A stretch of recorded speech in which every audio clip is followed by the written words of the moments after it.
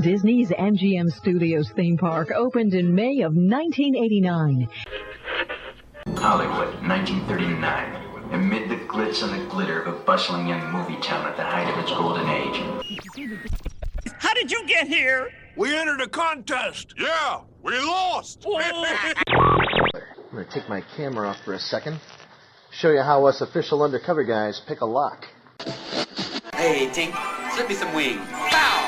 WDW Radio, your information station. Hello, my friend, and welcome to the WDW Radio Show, your Walt Disney World information station.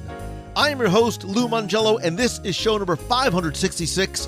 I'm here once again not only to help you have the best vacation experience when you go to the parks, but I also want to bring you a little bit of Disney magic, not just with the show, but with my videos, blog, live videos on Facebook every Wednesday night, books, audio tours, special events, and more. You can find everything over at WDWRadio.com. Whether you're a first-time visitor to the Disney parks or have been hundreds of times, and if you're planning a vacation or just love the history, details, secrets, and stories, there's something here for you, because each week I'm going to take you from the parks to the screens and everything in between. And if you're a new listener, thank you and welcome. Please go back and check out some or all of my past episodes for interviews, top 10s, reviews, and more. You can subscribe to the podcast in iTunes and join the community at www.radio.com/community.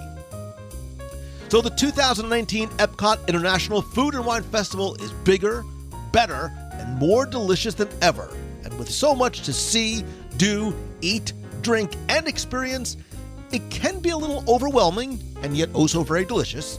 So this week, I'm going to take you with me live through the festival as we wander and explore Future World and the World Showcase pavilions and promenade to sample, sip, and more importantly, share our must-do marketplaces and items at this year's event. Just a word of caution, you might not want to listen if you're hungry.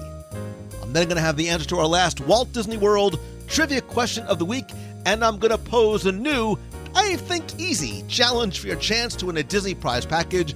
Then stay tuned to the end of the show. I'll have more information about upcoming WDW Radio events, a special guest for our live show this Wednesday night, meets of the month, your voicemails, and more. So sit back, relax, and enjoy this week's episode of the WDW Radio Show.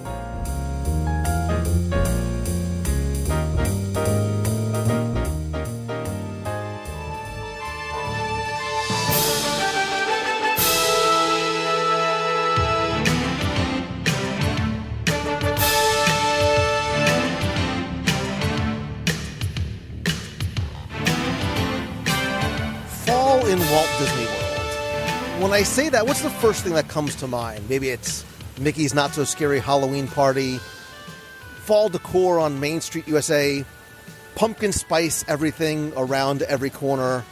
And for most of us, the first thing we think of is oppressive heat and humidity. No, we probably think of the Epcot International Food and Wine Festival, now celebrating, if the math is correct, its 24th year. I can only imagine what they're going to do next year, running from August 29th through November 23rd, when hopefully the heat and humidity will start to break. When I say that it's back this year, bigger, better, and longer than ever, it is true, I think, on all accounts. And there is so much to see, so much to do. In addition to eating and drinking, there's all kinds of merchandise, activities for adults, kids, the Eat to the Beat concert series, but there's more than 40 different dining destinations to go through. And try as I might, because I'm a giver and I'm always hungry, you really can't do them all. So I feel it's my job, dare I say my responsibility, to help you navigate some of the best of the best of the best from this year's Epcot International Food and Wine Festival. So I was thinking I would gather some friends, because sharing is caring, and it's a good excuse to walk around the festival one more time and talk about, and I'm using this in air quotes, 10-ish things you need to do, try, eat, and sip at the Epcot International Food and Wine Festival 2019. So I want to welcome, I think, back everybody. No. back and a first-timer. So back once again is Lisa Denoto, ladies first, Lisa Denoto-Glasser from thecastlerun.com. Hey guys, thanks for having me. You may remember her from such shows as the Moving to Disney episode, Polite Pig, and a couple other ones that I'm not ringing a bell. Yeah, there have been a few. I think Moving to Disney was the big one. And speaking of moving to Disney and Polite Pig and his love of barbecue, welcome back Kenneth Johnson from KennethJohnson. That's it. It's great to have the band back together. Thanks, Lou. And I don't want to say like the fourth Beatle, but you're not Ringo. You're not. For the first time, literally and forever, is also a relatively new Florida transplant, Jason Knapp. Hello, everybody. From soon to be here with themagic.com. There you go. We'll talk more. We'll do all the shameless plugs later. But I'm hungry. Dare I say I'm starving. And it is a beautiful, and by beautiful I mean it's incredibly hot again because it's September, hot day at the Food and Wine Festival. I know this is not any of our first time here. We've been here multiple times together. You guys have been here on your own, all in the name of research, because you guys too really are dedicated to your craft. You've been researching for Here with the Magic. Ken has been researching for his Appetite, and Lisa likes taking photos and posting on her blog and the Instagram all the time. So this is, I don't want to almost say it's a recap because there's still some things that we all haven't tried. And as we were talking a little bit beforehand, we were starting to compare a little bit of our lists. And I think there are some things that we agree that are absolute must-dos, things that everybody needs to try because they're unique, they're delicious, maybe a combination of the two. And I think there's probably some items that are sort of on the bubble. So maybe what we can do before we even start walking, because what I have found after doing this for the past 15 or so years is you literally, and I've tried, you can't eat every single kiosk all in one day. I've had some really delicious and then sad experiences when I used to do walkabouts. We used to have a group of like 100 people walking from kiosk to kiosk to try and do everything. By the time we got all the way around World Showcase, it was not a pretty sight. So let's talk about some of our favorites at this year's festival, things we think people must do, and we can either go try them because they're must-dos, or maybe we can politely argue amongst ourselves to see which ones we think should be on the list and then go try them as well. So I don't really know how exactly this is going to go, but I know you have your books, you've got your lists, you've all been here before. I'm going to go ladies first. Lisa, when I say must do at this year's Food and Wine Festival, and it doesn't have to be food related because there are activities as well, what is the first thing that comes to your mind and why? So I have a long list of favorite foods, but I mean, I think like the standout booth this year is the same as my favorite from last year, which is the Flavors from Fire booth. There's a lot of really good stuff on that menu, and I like it not just because it's really good food, but it's also really creative, and it feels kind of like what Food and Wine is all about. Like sometimes you'll eat something and it's delicious, but it's not quite as different from what you might have elsewhere. But Flavors from Fire, it's an interesting story behind it because it's sort of, it goes to like the smokiness of fire and the heat, like the spice of fire is kind of the storyline behind it. It's a really beautiful booth, the setting of it, and the food is just excellent. And so what are some of the menu items? And which, by the way, you're literally looking over at it longingly because we're sitting here right by the Imagination Pavilion, right across from Flavors of Fire. What's on the menu that for you continues to be a winner? So everything on the menu is really, really good. My favorite, that's why it is what it is. I mean, it's a reason why we started here in this corner of Epcot. But like my all-time favorite at the festival is the same as my favorite at the festival last year, which is the charred chimichurri skirt steak, which is like a skirt steak on a corn cake that's served up over there, and it's really, really good. There's the corned beef there is very good. There's a burger there that's very good, and then they also have that chocolate picante dessert that again, it's like really interesting as well as being really good. Like it's like a moussey chocolate that's not overly sweet, and then there's like a little pool of like a hot liquid on it, not temperature hot, but spice hot, and then it's got like a mango to cut the sweetness, and then there's paprika in it as well. You said Flavors of Fire. Kenneth was not only nodding his head, he was doing that little squee meme, like the little girl squeeing. Because this obviously was, you said before, this was first on your list too. Yeah, I think what sets this booth apart, it's echoing a lot of what Lisa said, but the other booths in the festival, we usually will pick one or two things that we like about them. This booth, everything is a winner. You really can't go wrong here. My only regret about this booth is that this year the piggy wings are not there unless you get the drink. What's the drink, Jason? Does it really matter? I mean, it has a wonderful piece of pork that's in. It's just delicious. So wait, so explain this, because for people who are saying they don't actually put the piece of pork in the drink. No, they literally put the piece of pork in the. Yeah, it's just rested on top of the cup. You get a piggy wing to just remind you of last year and make you just a little bit upset that they don't have it this year. Exactly. It's make you long for times past, nostalgic about last year's Flavors of Fire. But, honestly, everything on here, I would say my favorites are the chimichurri skirt steak and that chocolate picante as well.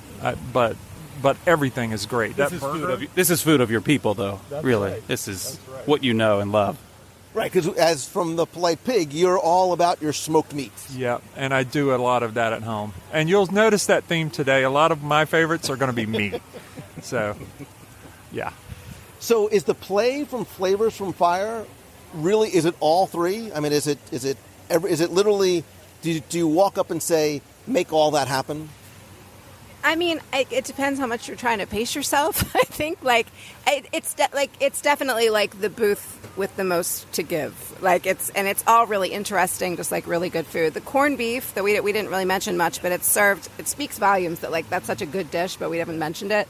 It's like a hand done potato chip that's got this massive pile of corned beef on it, and cheese curls and beer cheese fondue. It's a lot of food. It's actually a really, really good value. Okay, so how are the portion sizes and? So the corned beef is a massive portion size. The chimichurri is very generous as well. The chocolate picante is smaller, but it's rich. And the Steakhouse Blended Burger is a small burger. It was actually at the Earth Eats. If you ate at the Earth Eats booth last year, it's the same one that was there. The burger there is my favorite. If I was going to pick one thing, I think the burger would be it. I think, too, and it's because of the brie cheese fondue and the mushrooms that really... I think if I had to choose one, again, in the interest solely of pacing, it would be that.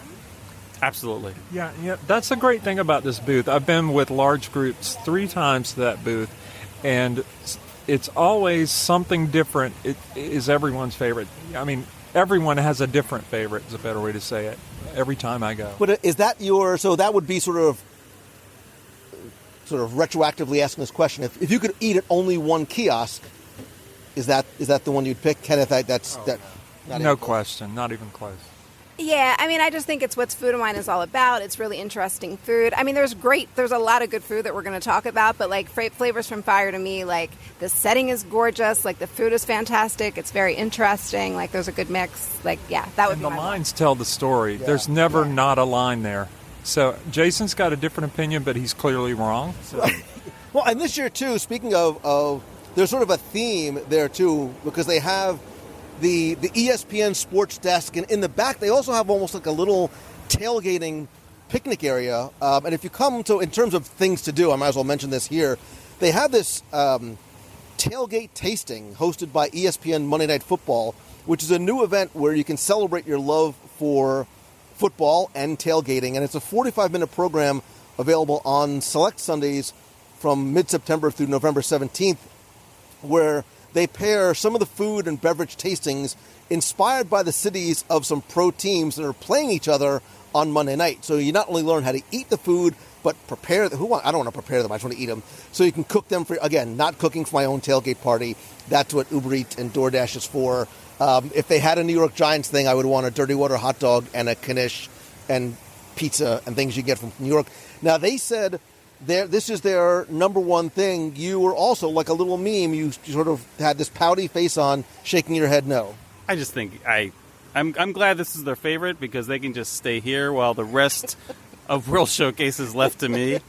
I was going to pick my favorite. It would be, at this point, it would be the Italy kiosk because it is I know that Lisa said that this has a little something to offer everybody, or it has. I mean, everything's a standout.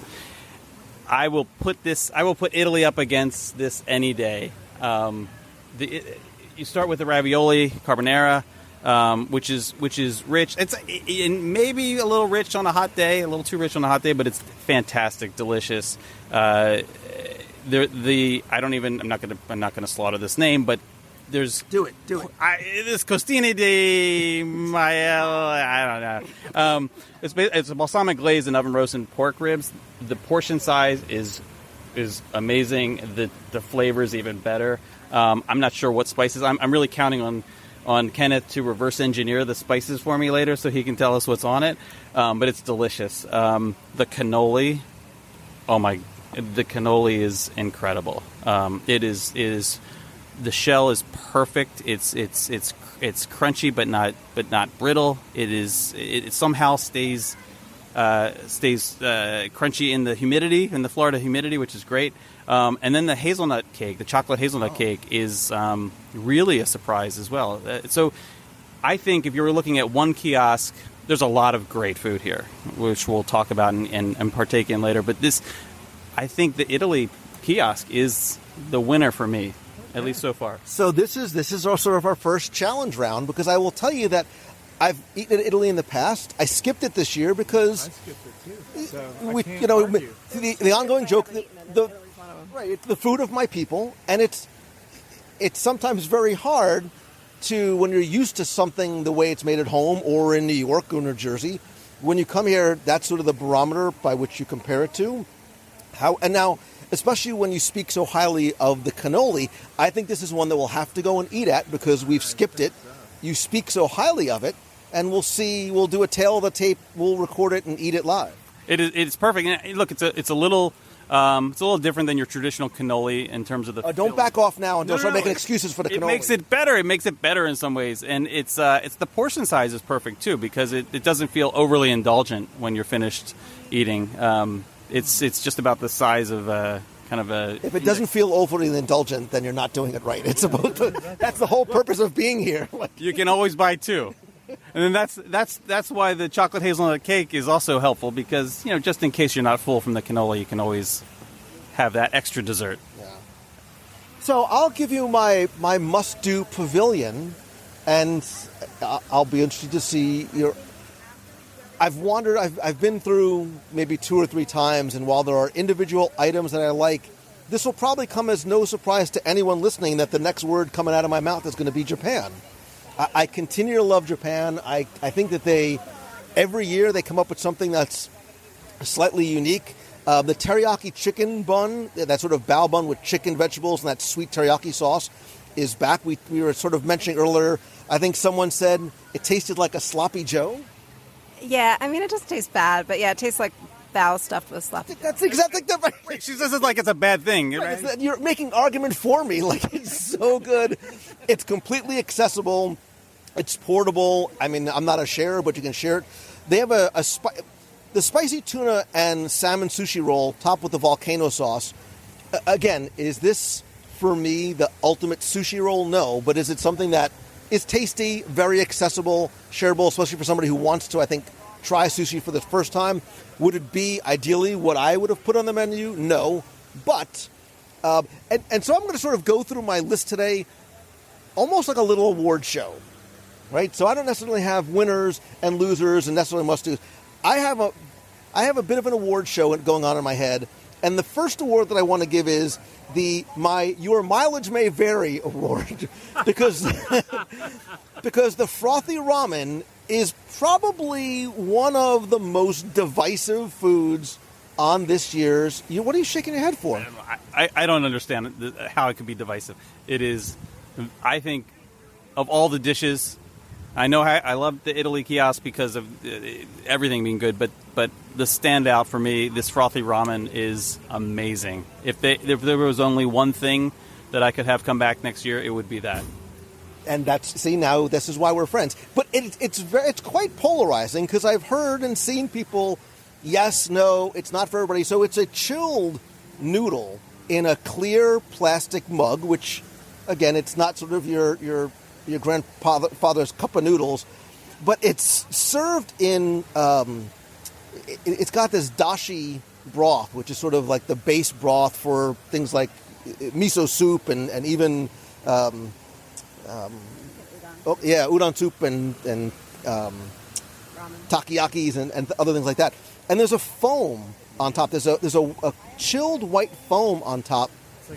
It has this umami flavor instantly in the foam, which is just so unexpected. It's just delicious. And it has a strong soy sauce flavor to it, which is part of the reason why I love it so very much. Have you tried it? No, I haven't. Oh, yay! Now I have an excuse to go eat it again. I'm so excited. Yeah, no, it's really, really good. I mean, I love it. It's definitely my top 5 easily food items here. Overall booth, I wouldn't pick it just because I think there are booths that have more to offer overall. But no, that ramen is really, really good. And there's like they don't list it, but it's almost like if you've had like a shrimp tempura udon noodle soup or something like that, and like you kind of get that like little like tempura floating in it that breaks off. That's in there. It's like those like tempura flakes. It's really good. And also, a lot of people are put off by the idea of cold noodles. I actually have lived in Japan over very hot summers, and cold noodles are very popular there as something to cool you off in the heat. So it's a bit nostalgic and definitely not as like crazy as some people might think that it is. Like it is actually a fairly. I mean the foam and stuff makes it more interesting, but as just the idea of cold noodles is actually a very traditional thing. And it's actually perfect. Like it's a really hot day. If you told me right now to have hot ramen or hot cheddar cheese soup, I would be a little bit more put off because it's heavy and hot. So the fact that it's chilled makes it feel like it's going to be something that's a little more refreshing than not. Plus, it turns into a beverage. Yeah. And when you're finished the noodles, you can just get to drink the rest, and it's cool, so it makes it nice also when it's hot. It's lovely. Oh, I can't wait to get. Japan's so far away right now, but I can't wait to get there. It's super kid friendly too. Like my kids, like it's become one of their go-tos when we come to the festival, and I have 2 really picky eaters, so that's always nice. And ramen's fun. I can't wait to try it. There are a couple of things. I'm hoping you don't like it because I have no problem finishing your food. Well, we can always buy more, like Jason said.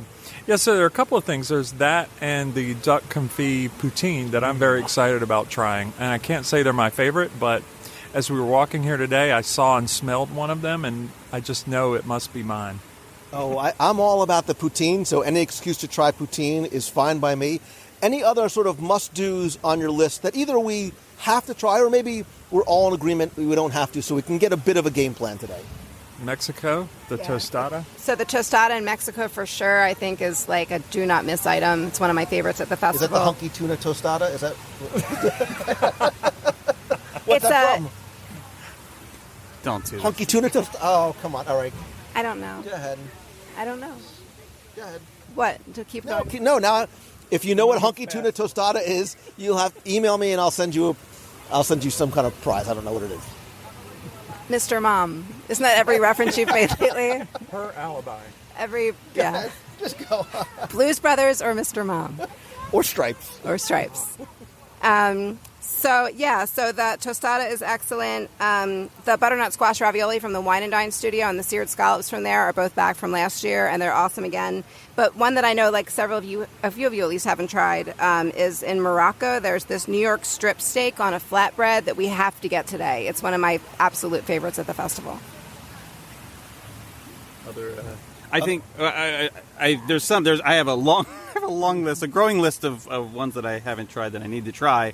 One of the standout desserts was the carrot cake in the American Adventure and the American Kiosk. Yeah, it was surprisingly good.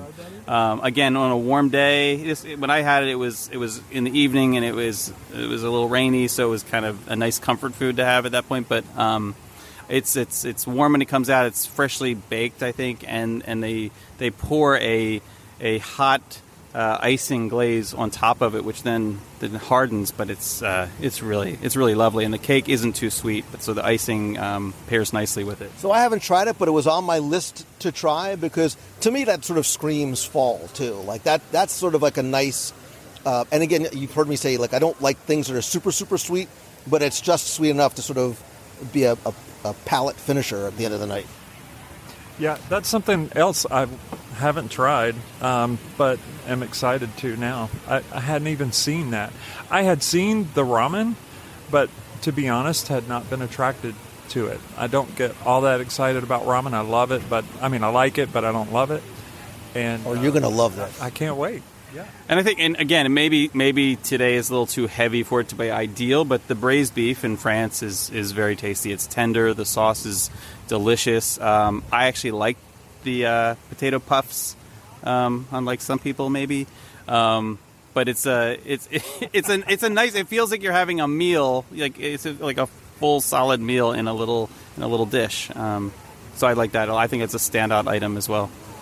Also, I think in Africa, the coffee, I'm trying to remember the exact name of that. It's a coffee tenderloin or filet. Anyway, I'm trying to find it in the book right now.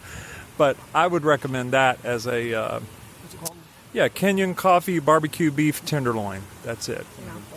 But I enjoy that. I'm not sure I would, die on the hill that is the best thing in the festival. But it's. I think but is it a must do? Is it like, listen, man, if you're coming to the if somebody listening is coming for the first time or the one time this year, is it truly a must eat?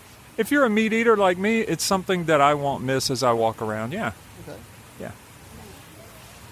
So we touched on desserts a bit. So in addition to the carrot cake, which I haven't had it this year, I had it last year, and it was good. And we mentioned the chocolate picante, but there's also at the Chocolate Studio, there's the liquid nitro chocolate almond truffle is back, and I too don't love like overly sweet things, and really, really like that. It's got a really nice consistency too. I compare it to like a Fudgy the Whale, if you've ever had the Fudgy. It's like that's a Carvel restaurant for you in the Northeast. It's a fancy Fudgy. And then in Mexico, there's a chocolate bread pudding it's very rich, but it's really, really good, and it's a really nice portion size. So my I Share Because I Care award goes to. I'm pausing because I'm not gonna butcher the language. It's Brazilian cheese bread. It's just Brazilian cheese bread. And look, in the interest of full disclosure, it might not be the most Instagrammable, photo-worthy, like beautiful-looking thing. It's two sort of nearly baseball-sized balls of fried cheese. Now, that being said, it is it's something that you shouldn't pass by because it is a very traditional Brazilian dish. It's naturally gluten-free because they use tapioca flour instead of wheat flour, and it's got this wonderful sharp cheese baked right into it. It's got this nice crispy outside, but it's sort of flaky on the inside with that hollow center. And I think too, this is me sneaking two into one, I think it's a nice bridge to get you into Brazil so you can get the crispy pork belly with black beans and warm cheese bread.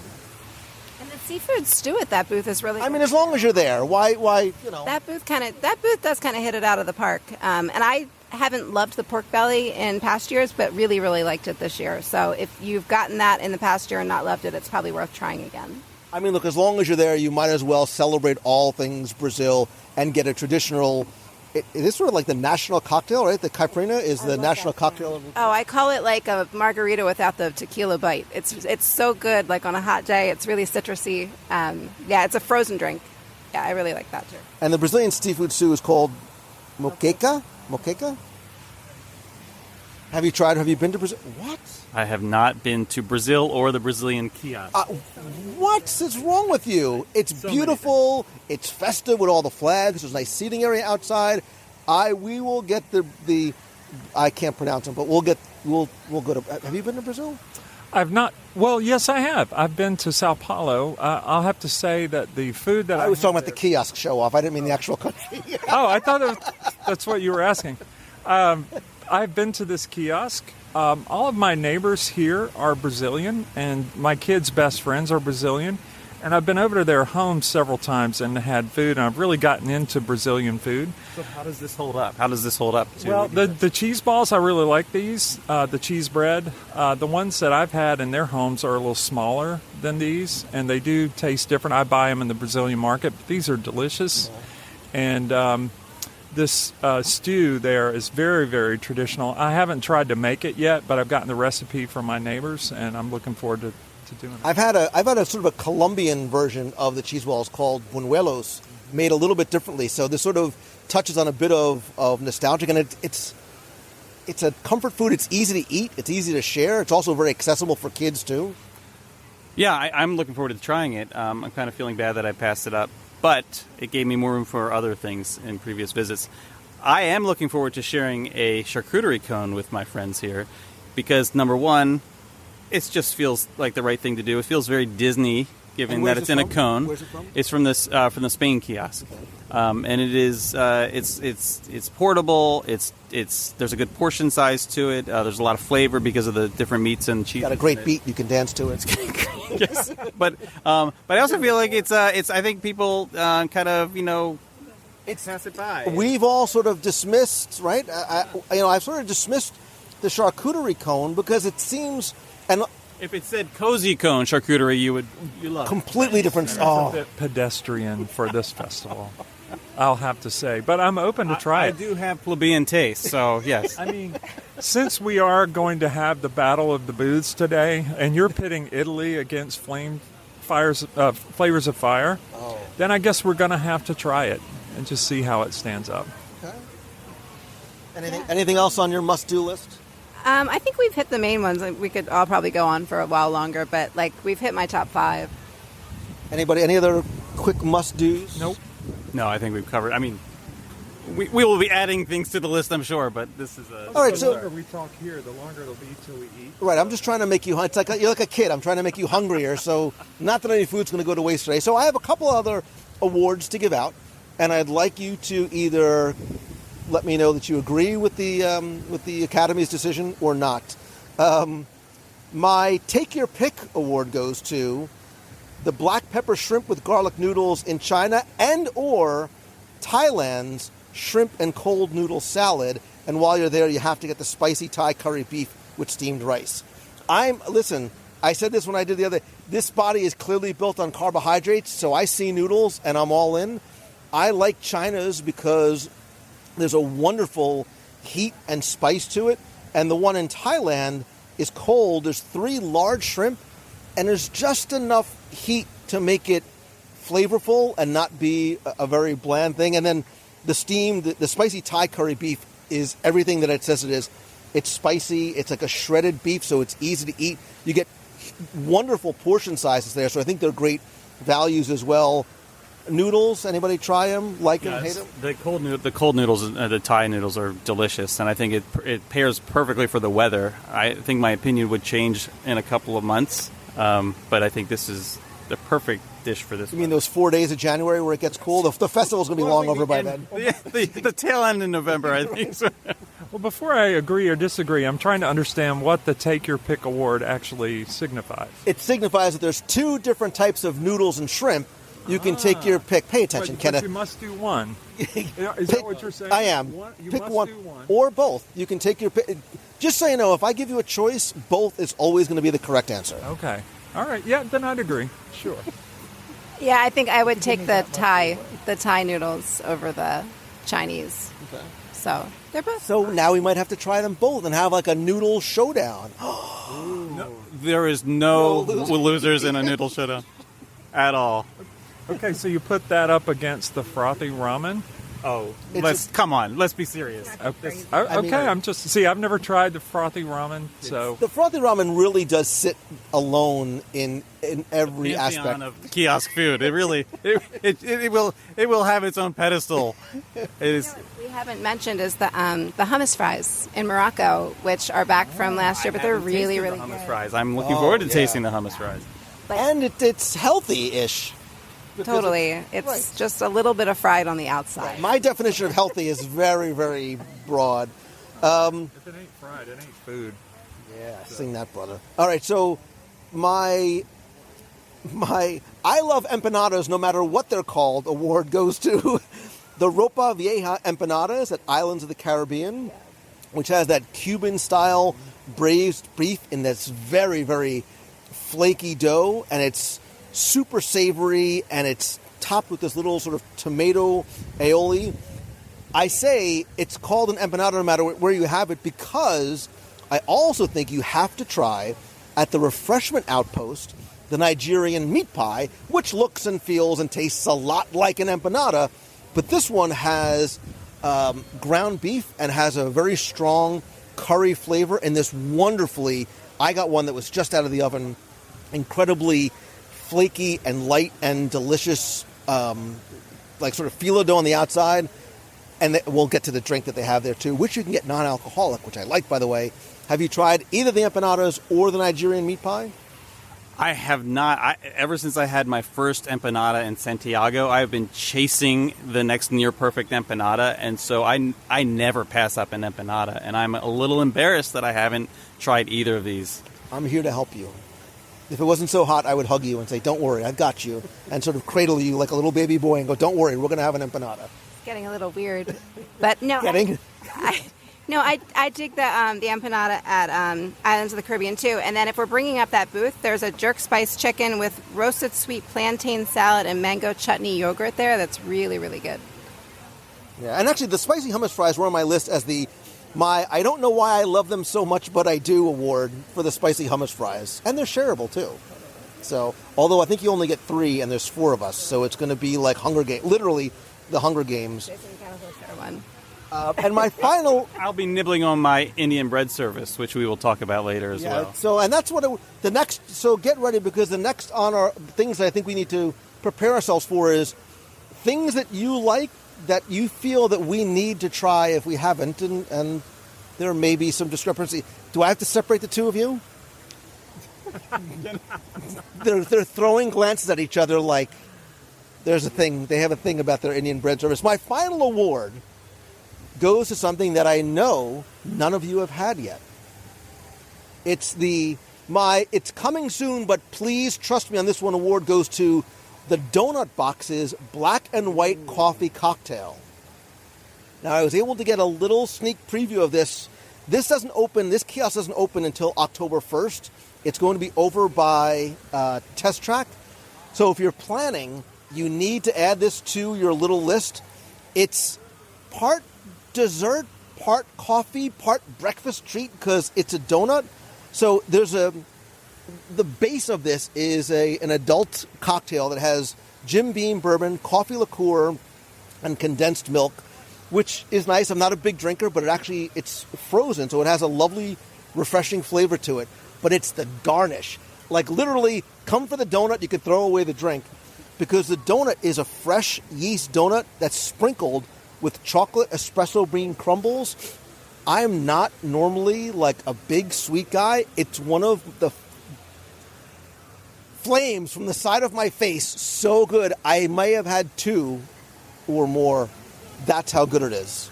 You have me at donut. I mean, it doesn't take much to convince me. I just feel this is a little cruel because we literally cannot have this today. But you live here and you can come here. It's like 2 weeks away. I want it now. Listen, Veruca Salt, calm down. I will bring you back here and I will buy you all donuts and cocktails. How's that? We're going to have to be satisfied today with the carrot cake and the chocolate pecan, I guess. We can come back the day of the Epcot Forever dessert party and have it a little earlier in the day. Now, who's your best friend? Brilliant. Who's your friend that likes to play? It's getting weird. If you don't know where that's from, then you need to go home and start watching. Thank you. Inside Out. Greatest movie. All right, so any others that you are not necessarily must-dos, but that you like and think that we need to try and or our friend that's sitting here virtually with us needs to try? Well, you're presenting a classic stopping problem. You know, when do you go for the things that you know you love, and when do you go for the things that you haven't tried yet in search of the next favorite? And I tend to stop early on things that I love, and so No, I don't have anything else for you. I'm ready to eat some of the things we've already talked about. It's 12 o'clock and I have to pick up my children in 3 hours. I think we need to start eating. I'm hungry. Okay. The only other one that I think I would add that we didn't, did we mention the loaded mac and cheese at Earth Eats? Oh, yeah. That's so good. It's spicy and smoky, like Kenneth. It's Yeah, like it's me. delicious.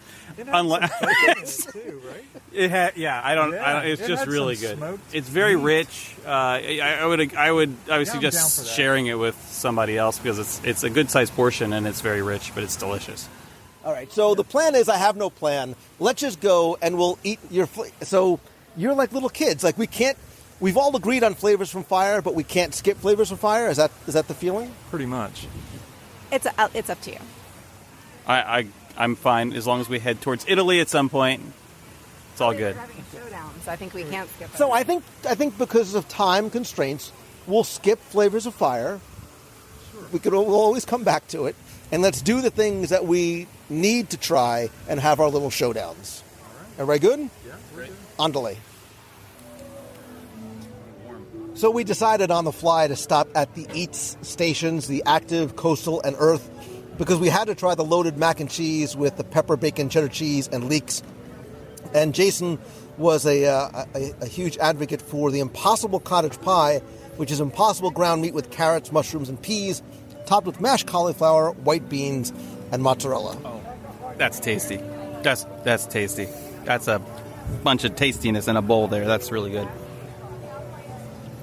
It's really, really good. The Impossible stuff always seems to be tasty, and I'm curious to hear what Kenneth has to say because, He's a fan of the meat. Actual meat. Well, as much as I try to avoid plant-based food, I have to admit that the Impossible Burger is certainly the best facsimile of meat on a plant-based item that I've ever tasted, and this is good because they cover it up with a lot of other things. It's like if a Star Trek replicator was to make meat, that's what it would taste like. That's like replicated meat, yes. But you know what though? Because I felt that way about the Impossible Burger. Unless somebody told you, I think it'd be very, very hard pressed. Because I've had bad plant-based, quote-unquote, burgers, which have been awful. Yeah. The Impossible stuff is consistently good. Even the Impossible Burger Slider with the wasabi cream and Asian slaw is really, really good. Yeah, the Impossible Burgers that they have on property are excellent. Like, it's definitely, you would never know if somebody didn't tell you that it wasn't meat. I'm waiting to eat the rest of this pie. This is, but the burger's delicious. But this pie, and it's a nice size too. It's a shareable size. But we also got the loaded mac and cheese because we've had So don't wait for me. You remember, you go shy, you go hungry. I think it's a nice size portion too. I think almost any more of that would almost be, dare I say, too much. It would be too much and too heavy. But it is a nice shareable portion as well. Oh, it's so good. Think of a really delicate dauphinoise potatoes with the leeks and... I can't even think of it. I don't know what it is. Well, it's got leeks, which gives it a nice flavor.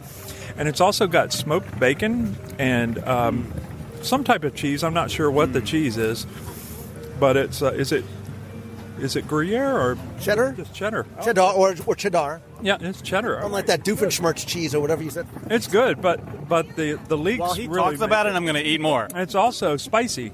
It's got a nice little bit of heat. If you're a spice wimp, you could still eat it, but it's got a nice little bite at the end. Yeah, it's great. And nice texture with the crumble on top too. And I like the heat. I like a little bit of that sort of jalapeno heat in here. I think this is really, really good. Yeah, it's really, really smoky. The crumble on top is nice. And, I wouldn't be put off by us talking about heat. It's there and it makes it really interesting, but it doesn't, continue to build. It's just, it's a little kick at the end. Really it accentuates the flavor of the cheese as opposed to taking away from it. Sometimes the heat is so overpowering, it makes your face all red and you're not enjoying the food that's underneath it. No, this doesn't linger that long. It almost has a crystal sauce kind of quality heat to it. And it is really, the flavor profiles in here are really well balanced. I think it's a must-do. Yeah. I do. I think if you came to eat, if you had to have one thing from the Eats area, it would be the mac and cheese. Yeah, this is This is a contender. It's really good.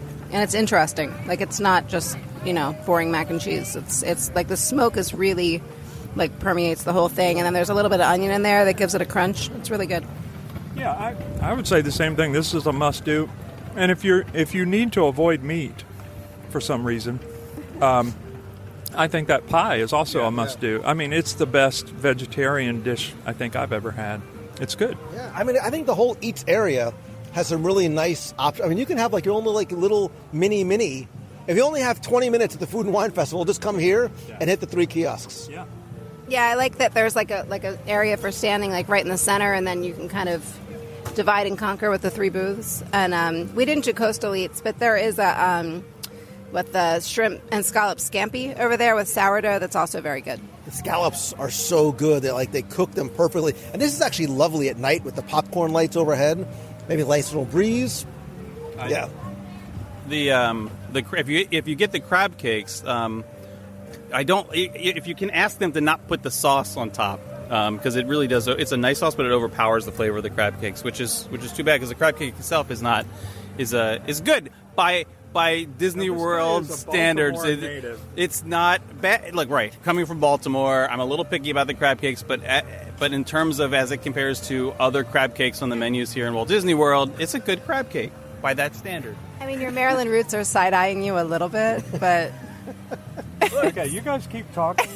This bite of the mac and cheese has a nice bit of leek on it. I'm going to stir it. It also had my name on it, yo. All right. Listen, the day is still young. I am not. It's getting late, and I'm still hungry, so we need to move on. All right. I can't believe you had that last bite of mac and cheese. So for part 1 of our empanada, whatever you call it, showdown, we stopped at Islands of the Caribbean, which is located just near the Mexico Pavilion as you enter World Showcase, for the Ropa Vieja empanado with the tomato aioli.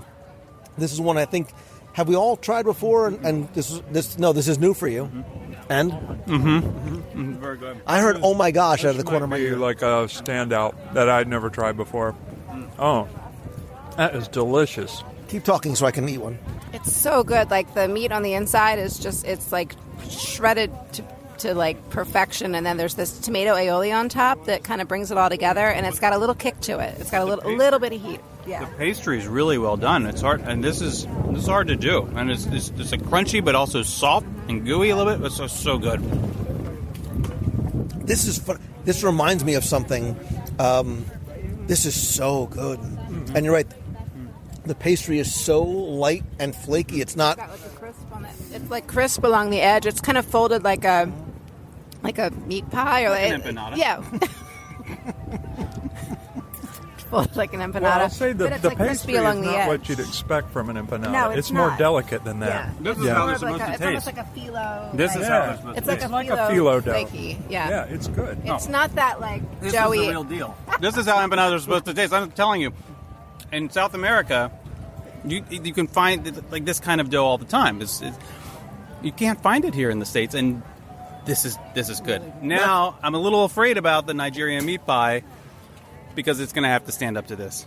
But it really is about the dough. I mean, the inside is phenomenal, and there's a warmth and savoriness to it, and there's no heat to it at all. I mean, there's nothing spicy about it. This is but it's accessible. I think this is accessible. Yeah, I mean, don't be put off when we say there's a little bit of a little teeny bit of heat. I mean, it's just enough to make it interesting. It's not. It's almost like the amount of heat you get from pepper, but in a more interesting or sloppy Joe or something like that. It's yeah. And that tomato aioli is literally like lick it off your fingers good. Yeah, it like brings the whole thing together. Like literally. Yeah. I was like, keep talking so I can lick this off my fingers. So good. So that's a winner for sure. Does it rise to the level of when you come to Epcot, you must eat this? I would say yes, because you got to stop for the tostada right across the way, and while you're here, you better send a family member over here to grab one. It's not that big. But I actually think it's not like dumpling size. I mean, it fills. You know how many? What is this? Maybe 5 inches or so. It's like McDonald's apple pie. Putting it in a relatable term, but it is. I mean, it's a bigger size empanada than what I expected it to be. Yeah, it's a good portion. It's I thought it was going to be a miniature empanada, but it's a traditional empanada size. It's such a surprise. It's a pleasant surprise. Yes. But did somebody say something about a tostada? Are we supposed to be right there in Mexico? And there's no line. Should we get two? One? Should we go get one? But I think one person should go because we don't want to lose this table. We do have a lovely spot by the water across from what is currently the Odyssey in the shadow of Spaceship Earth, which is currently Spaceship Earth and the monorail. So you're telling me to stop talking and go get two. All right, I'll be right back. So timing is everything, and obviously there's a method to my madness because I knew today was, of course, Mexican Independence Day, one of Mexico's most important Fiesta Patrias, which is a patriotic holidays. I won't go into exactly what it is, but Viva Mexico. We actually got a nice little brochure that they handed out as well, not just because we ordered two of the tostadas de carne, which is braised beef on a very crunchy corn tostada with mole. Oaxaqueño. Do that again? Oaxaqueño. And chicharron dust, which is like pork cracklings. You started eating before I started recording. I didn't get you made the yummy sound. You got to hear this. It's an ASMR experience. No, it's the crunch because the crunch always gives you away. Yeah. No, Wait, that was from a cereal or something. Yeah, that's from Captain Crunch. Look at you. All right, you talk, I'll eat. Yeah, so what I love about this is I've just really gotten into Oaxaca region of Mexico and the mole sauces there. And I've been on this kick around mole sauces. And this one, my only complaint is there's not enough of it. The mole is so good. I just wish they would add a little more so you get that chocolate overtone a little stronger. But this is definitely it's a must-do. You have to try it. So I will say, I think that, like anything here, and it's understandable, one day varies to the next because not everyone's going to be the same. Because the first time I had this, it did have more mole on it. And it gave it that much more of a kick like you would want. So I don't know if you seem short on mole, maybe ask. I don't know, but no, this is the texture of this is awesome, and yeah, the mole is just really well done. Definitely one of my tops. I liked, so the first time I had this, I really enjoyed it. Having it after the empanada, it's if you have to choose between one or the other, I'd go with the empanada, which is No, you wouldn't. Well, if you have to choose, you do both. So I don't think I've had this one, because I've had versions of this in the past. I was really surprised how much I liked it. And as you were talking about the mole sauce, and again, that subtle chocolate that's in there, I'm not sure if I would, because there wasn't a lot of sauce, so it didn't sort of overpower the flavor of the beef. So maybe it's the right amount, but I could see that you could sort of, I need two. Yeah. One with a lot of mole sauce and one with a little bit of mole sauce. But that's a really nice duo-fecta right here, getting those two. And then, Lisa, obviously you needed to wash it down, so you got the smoky margarita with the pineapple, ginger juice, agave nectar, 100% agave tequila, and ancho reyes liqueur. It's served on the rocks with, you said it's like a smoky, spicy, salty rim? Yeah, so the description calls it a spicy salt rim. I actually don't get much heat from it at all. It's more smoky to me, and it's called the smoky margarita. So, I mean, it's 5 o'clock somewhere. But, no, I mean, I could, but if I were to get one drink, and this is just me, but if I were to get one drink at the festival this year, it would absolutely hands down be this. It's not inexpensive at $12, but for a festival drink, it's a proper drink like you would maybe get at a Disney lounge or something. And yeah, it's definitely my go-to drink for the entire festival this year. Wow, I didn't know it was like at the tops of the list. Yeah, and I think from people I've talked to, I think a lot of people agree. Just keep talking. Yeah, try it. We're going to drink some of this while you're speaking. Wait a minute. No, it's good. It's really, really good. It's it's a nice. Mm-hmm. Oh, and again, I'm not like a huge drinker, but there's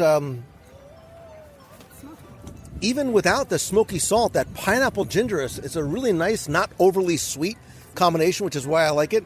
You don't get really any sort of the bite from the liquor because it's that 100% agave, so there's a a wonderful sweetness that's balanced really nicely with that smoke and that little bit of the texture you get in your mouth from the salt. It's like little pop rocks of salt. It is. It's really good. I too am not a cocktail drinker. I'll drink some, but usually not cocktails. But this is definitely worth a try. The only thing that would improve it is if it was rimmed with Old Bay instead. Which is huge in Mexico. Trying to get your ground respect back after the cocktail. Yeah. So, is that sort of the trifecta here? If you like cocktails, they don't have any non-alcoholic beverages here, and I have to assume that you can't get. I mean, maybe you could get that without with the tequila in there, but that it's just sort of pineapple ginger juice. But that's a nice little trifecta in Mexico. Yeah, it's tasty. This is always a good kiosk. But I almost think that Mexico is one that is very easy to walk by. Why? Because people see Mexico, they're like, Taco Bell, right? I have Taco Bell, I've got Tijuana Flats, and then you walk 50 feet ahead, and you have the Hacienda Cantina. So like, well, I've eaten at the Cantina, or we'll sit down and eat there, and you've got the sit-down restaurant inside. So it almost might be very easy and tempting sort of just to walk by and pass by Mexico. That would be a mistake. Yeah.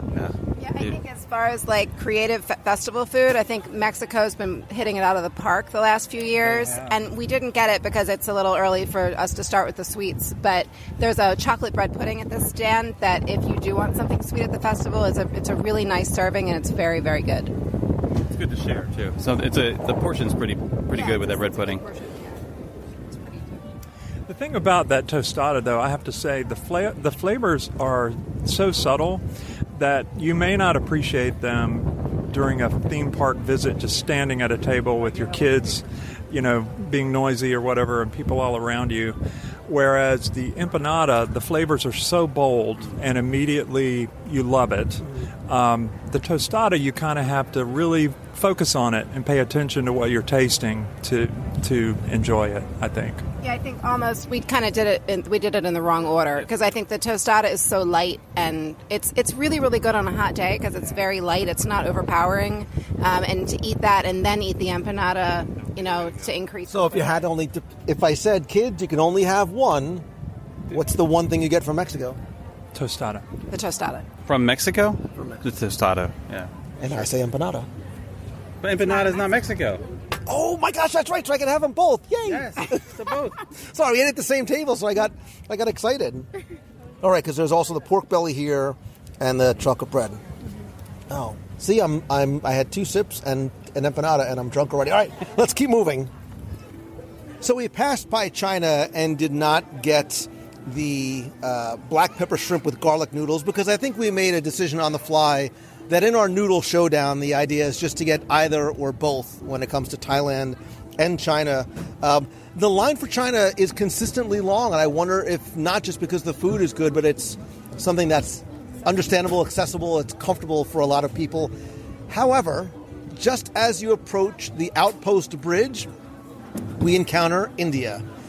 This is where things get interesting, and we had to get not one but 2 orders of the warm Indian bread with 3 different sauces. There's a pickled garlic, a mango salsa, and coriander pesto dips, all of which are vegan, according to my little guidebook here. They all come in, vegetarian. They come in at $4.75. We also ordered the mango lassi cocktail with... Not the cocktail. I'm sorry. Oh, just the mango lassi. So it comes in non-alcoholic and alcoholic versions. We went non-alcoholic, much to the chagrin of my table mates. But so this is interesting because there seems to be a split between some of my friends and guests in terms of their opinions on India. Now, Jason, you made a beeline and said, we're getting the warm naan bread, and I'm going to convince you. Give me your thoughts. Spoiler alert, but give me your thoughts on India. I love India. I've been to India. India's a friend of mine. I too love India. but I think there's a little... Let's speak specifically to the marketplace kiosk. I think that from a flavor standpoint, the India kiosk offers a unique flavor profile compared to the other kiosks. And if someone's not familiar with Indian food, or maybe they've been hesitant to try it, I think this is a good place to start. There's some things I like the bread service here because I think it is It's accessible. It is. You don't get such a large variety that you don't know where to begin. And it's a good opportunity to just try something for less than $5. Now, there may be some dissenting opinions at the table. For example, So I love Indian food so much, and I beg you, if you've never had it before, don't start here. There are very few things that I just outright don't like, and I had this last year, and I hated it. In fact, I don't even think I ever even wrote it up. I just hated it. And then I had it again this year, thinking that maybe last year was a fluke, like it couldn't actually be that bad. And so I want you to explain. Hate's a pretty strong word. So explain not just the degrees of hatred, but what is it about it that you dislike so very much? I mean, it doesn't keep me up at night, but it's like a good mango chutney is one of my favorite things ever, and this is just it's sour and vinegary, and the coriander, none of these mesh well, and even the naan isn't that soft good naan that you find at a good Indian restaurant. So I mean, it's just, the mango lassi is lovely. I've had the mango lassi cocktail before, which is with a chai liqueur. That's also lovely. But the food at the India booth, I personally would skip. But that being said, I'm super curious to hear what others have to say, because... Well, I can help you out, because I see Kenneth literally winding up on the pitcher's mound. Yeah, please. Yeah, my word for this booth is institutional. That's what it is. The food is institutional food. It's similar to the quality you would find in a college cafeteria, or the sauces are things you could buy in the international section of your local grocery store. The rice, it's sponsored by Uncle Ben's, so the rice is all just Uncle Ben's rice. It's very, very run-of-the-mill, nothing extraordinary. So now, to be clear, I have not tried this yet. So I have no opinion. I have no horse in the race one way or the other. My question to you, from playing devil's advocate, because it's why my parents sent me to law school, just for this, is it made this way because of where it's located, to make it something as accessible to a maybe not so adventurous American palate, by not making it overly spicy, overly different? They need to have some sort of a familiarity, because I think what would happen is what does happen, which is a lot of people walk by India afraid to try something that is possibly wildly different, where you think India, you think it's overly spicy, and my wife doesn't like spice, my kids don't like spice, let's just pass by. Yeah, I think that's true. I do agree that the quality of most of the food at the kiosk is not on par with what you'd find at even half-decent Indian restaurants. But I'll go back to argue that if you are not familiar with Indian food, this is where I disagree. I think that this is a good place to start, because I think from a palate standpoint, it won't turn off anyone who hasn't experienced Indian food before, and it's a good entryway into trying that again. Right. Is it something that will, if you try it here, don't stop shaking your head, I'm not done with my question yet. Jeez Louise. If you try it here, will it possibly invite you to say, hey, when we get home, we should go try it? Because I will tell you, that's what happened to my family and I when we were on, I've told the story, we had some, our servers on the Disney Cruise Line were Indian. We were talking about having never had Indian food. They brought us some of the food they eat in the crew quarters, and we loved it and came home and said, now we need to go and try Indian food. Is that sort of what the purpose? You're still shaking your head. I'm not even done. Do you know how you feel when some of your best friends who've never been to Walt Disney World, they come here and they hate it because they didn't make any plans for their vacation, and they just stood in line and it was hot and they hated everything about it and they didn't get to enjoy it? If you try this as your first Indian food experience, you will come away and say, I don't like Indian food. So I think that, that we talked about it. There's a reason there's a long line at the China kiosk, and I think it's a large portion of that. Some of the food is good, but also, it just is very accessible. I think, Japanese food is becoming more commonplace around the country. And so, yeah, Indian food, like many of the kiosks here, probably isn't going to be something people storm to if they're not familiar with it, or, culturally, palate, adventurous.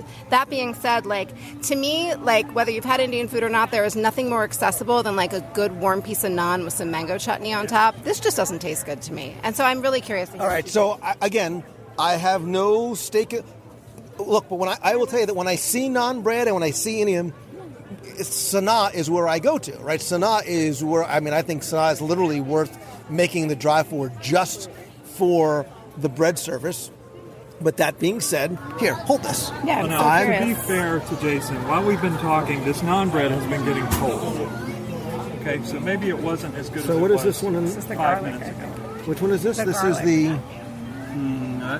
Yeah, That's the This is the... garlic. This is... That's what we're... Pickled garlic.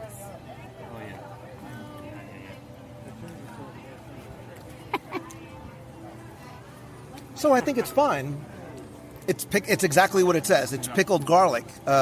It's in a yellow... There's almost a hint of curry in there, too, because it's in a yellowish sauce. It's got turmeric. Yeah. So I think it's fine. I'm not going, OMG, I need to run back and get this. This is the... Do the mango, maybe the mango. I'm going to go the save mango coriander. for less. So this is the 'cause coriander. The mango's going to be coriander. sweetest, so I'll finish with that. This is the coriander pesto. Coriander's better, but the naan bread is stale. So I like that one. I like that. There's a little bit of a spiciness to it. And sweet. It's got that... I have a tingle on the back of my palate, which I mean in a good way, so... So I do think the coriander is the best This of is the delicious. three. I wouldn't say this is just passable. This is good. So I like that one, and it reminds me of Sanaa. There is one like that in Sanaa. Let's get to the mango dip. Coriander is definitely the best of the three.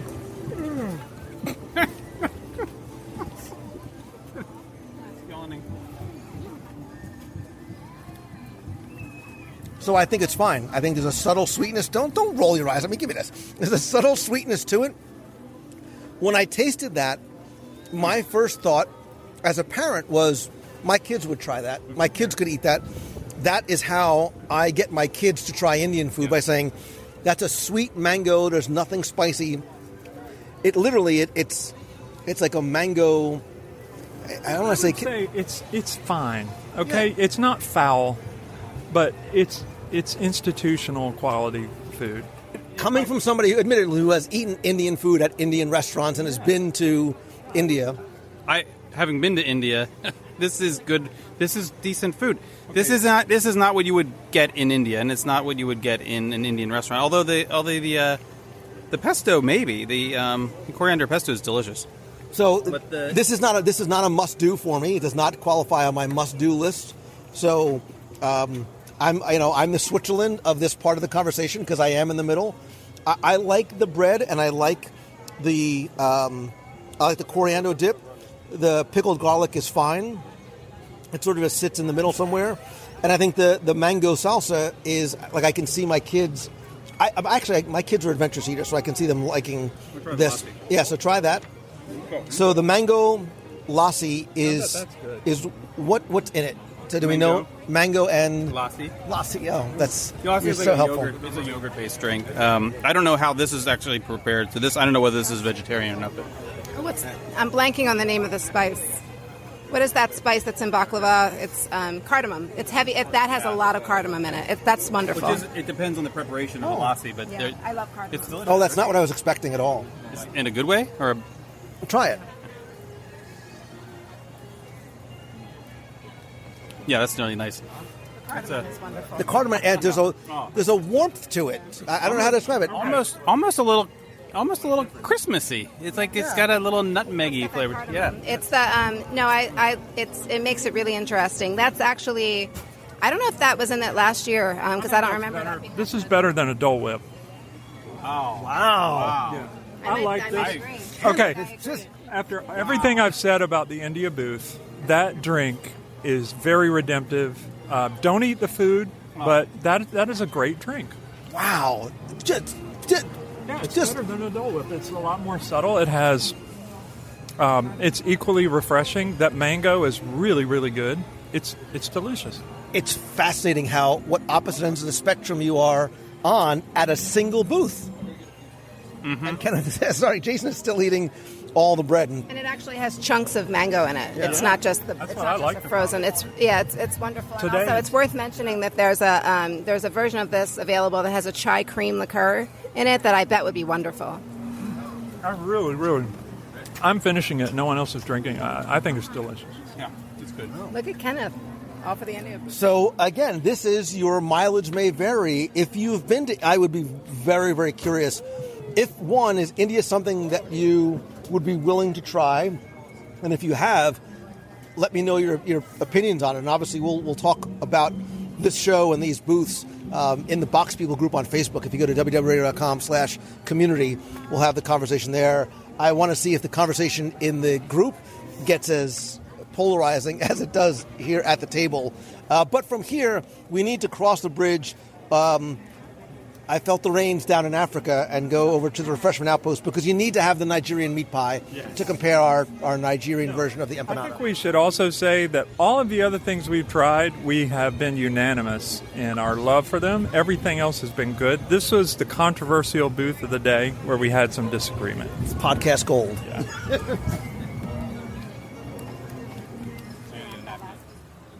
So we've made it over to the refreshment outpost for our empanada Nigerian meat pie showdown. As you can see, the sizes are about the same. There's no sauce on the outside of these, but there is inside. It is a ground beef and a curry type flavor. It says beef on it. Does it say? Oh, it does. So the pressed sort of outside, you're right. It has like a pattern and says beef. Yeah, which scares me just a little bit, but we'll see. It's not beef in quotation marks, so I assume there's actually real beef. And of course, we also got, as a beverage to wash it down, we got the non-alcoholic version of the Savannah Smoothie, which is coconut milk, agave, and you get an alcoholic version for about $11 that has an amarula cream liqueur. So we just cut it in half and saw already that the outside is very crunchy, very flaky. And Kenneth, your first impression was? It smells more Indian than the Indian food we just tried a minute ago. It has a lot of curry. To me, it reminds me of a little samosa, a little beef samosa. I don't know if there's curry yet because I haven't tasted it, but it may be curried. It's nice. It's got like a phyllo type texture on the outside. I mean, I will say between this and the empanada, hands down, no question, is the winner. But this is nice. This is good. Yeah, so there's a little yellow curry. It's tasty. I wouldn't go out of my way for this, like the empanada. I'd agree. I think the empanada, going toe to toe, head to head, apples to apples, I think the empanada wins. I think this it's got a nice curry flavor, again, without it being overpowering. Sometimes a little bit too much curry is a little bit off-putting. And it has a similarly flaky, delicate sort of phyllo crust. I mean, it's better than a Hot Pocket for sure. That's Kenneth's official review is it's better than a Hot Pocket. This is a meat pie. Don't come here looking for an empanada because the pastry is not nearly empanada-like. It's much more. It's more flaky. It's not as doughy on the inside as you would like to see with an empanada. But this doesn't advertise itself as an empanada either. To be fair, it's a meat pie. It's not an empanada. It's fine. I mean, the empanada is the one to go for, I think. But it almost has a little tiny bit of sourness in it that like a yogurt or something in there. That's the Indian left residual. better. I mean, it's better than the India booth. If you're hungry and you can only go to one of the two. Yeah, the curry in so here. so basically, Lisa and Ken's review is it's better than a Hot Pocket and it's better than the Indian booth. Yeah, I think the curry in here is nice and subtle, and the yogurt kind of sourness in it is good. But if you're going to choose between this and the empanada, it's not a must-do. It's nice. It's not thrilling, but nice. It's not a must-do. And then we also had, like I said, the Savannah Smoothie frozen drink, which has a whipped cream on top. Oh, this is so the cream. I was expecting something completely different, having tasted the whipped cream, which I think has like a coconut flavor to it. It's not that underneath. Oh, it's like cinnamony. It's cinnamony, or maybe nutmeg. Interesting. It has almost like a fall type flavor to it. Yeah, it does. But it's refreshing. It's cool. It's a slushy. It's It's refreshing. It's like a dessert. I mean, it really. Right. It's almost like it's kind of like this exotic snow cone kind of flavor to it. Tastes almost like a chai. Again, like an Indian, like a come here instead of. Which thing is this? This is the Savannah smoothie. All right. Yeah, it's not a beverage you would have like to wash it down. It's almost again, it's almost like a dessert drink. Yeah, it kind of tastes like a rice pudding to me. Yeah. Oh yeah. Right. Yeah, it's good. It's good. This is tasty. No, it's interesting that the comparison and the contrasting between the two. Again, not necessarily must-dos, but I wanted to compare empanada versus the Nigerian empanada. Yeah. And I was going to say, to be fair, like we got it without the amarula, which is the liqueur that's supposed to be in it, which I just looked up for the sake of it, and it's a sugar cream and an African fruit. So there's definitely a flavor that's not here that would normally be in the alcoholic version of the drink. It also goes to show just how nice that tomato aioli was on top of that empanada too. How much it added to it. You want to go back there? I do. I want to be there right now. We're not even halfway around the booth, so we got to move. I mean, I'm still looking for this Italian booth everyone talks about. With the shirt. Ask and ye shall receive. Look, it's right there. So our next stop takes us to Spain, located just across from the miniature German train village. And this is one that I think we sort of hesitated because as we were walking by, it made me think of like the meme, like the guy sitting at the table going, charcuterie in a cone, changed my mind. Because you're a huge proponent of it, Jason. Not so much everybody else around. Now, I haven't had this yet. And admittedly, clearly I love me some meats and cheeses. That screams like the holidays to me, standing around the kitchen table, eating nothing but shaved, cured meats and lots of different cheeses. You're fighting for this one pretty hard. This is I think this is as advertised. It's charcuterie in a cone. That's exactly what it is, and it's good charcuterie. So I don't think there's anything that's extra special about it. I just think that if you're looking for something that you can grab and go and share with somebody else, this is a good choice, and it's not terribly expensive by charcuterie standards. This will fill you. If you eat this whole thing, it will fill you. It's substantial. So it has imported Spanish meats, cheeses, and olives with what we can see is already an herb vinaigrette on some of the cheeses, and it looks like there's almost like a prosciutto style meat, almost like a sausage, like a sliced sausage. So, all right, Kenneth, you are the meats guy, so I'm gonna grab a fork or use your fingers. It looks really good. The thing I'll say about it is it looks difficult to share because if you take a bite, you're taking all of something. So, I mean, apart from being rude, which doesn't usually bother me, I feel a little bit tentative. Have you had this yet? So I haven't had it this year. I will say that what's in there looks better than it did last year. Last year it was more like just hard salami meats and like softer cheeses, and it just didn't mesh well. And I don't know if we mentioned that when they say in a cone, it's really just a paper cone that holds it. It's not like it's a bread cone. So I'm curious to try it this year. And I will say, like, if you're on like a low carb diet, like a keto or something, like this is one of the only things at the festival that you could really eat all of because it's just olives, cheeses, and meats. So I'm curious to try it. I can say the prosciutto is really good. You ate the whole thing. You ate the whole prosciutto. Just one bite. I told you. I asked permission. Jason said.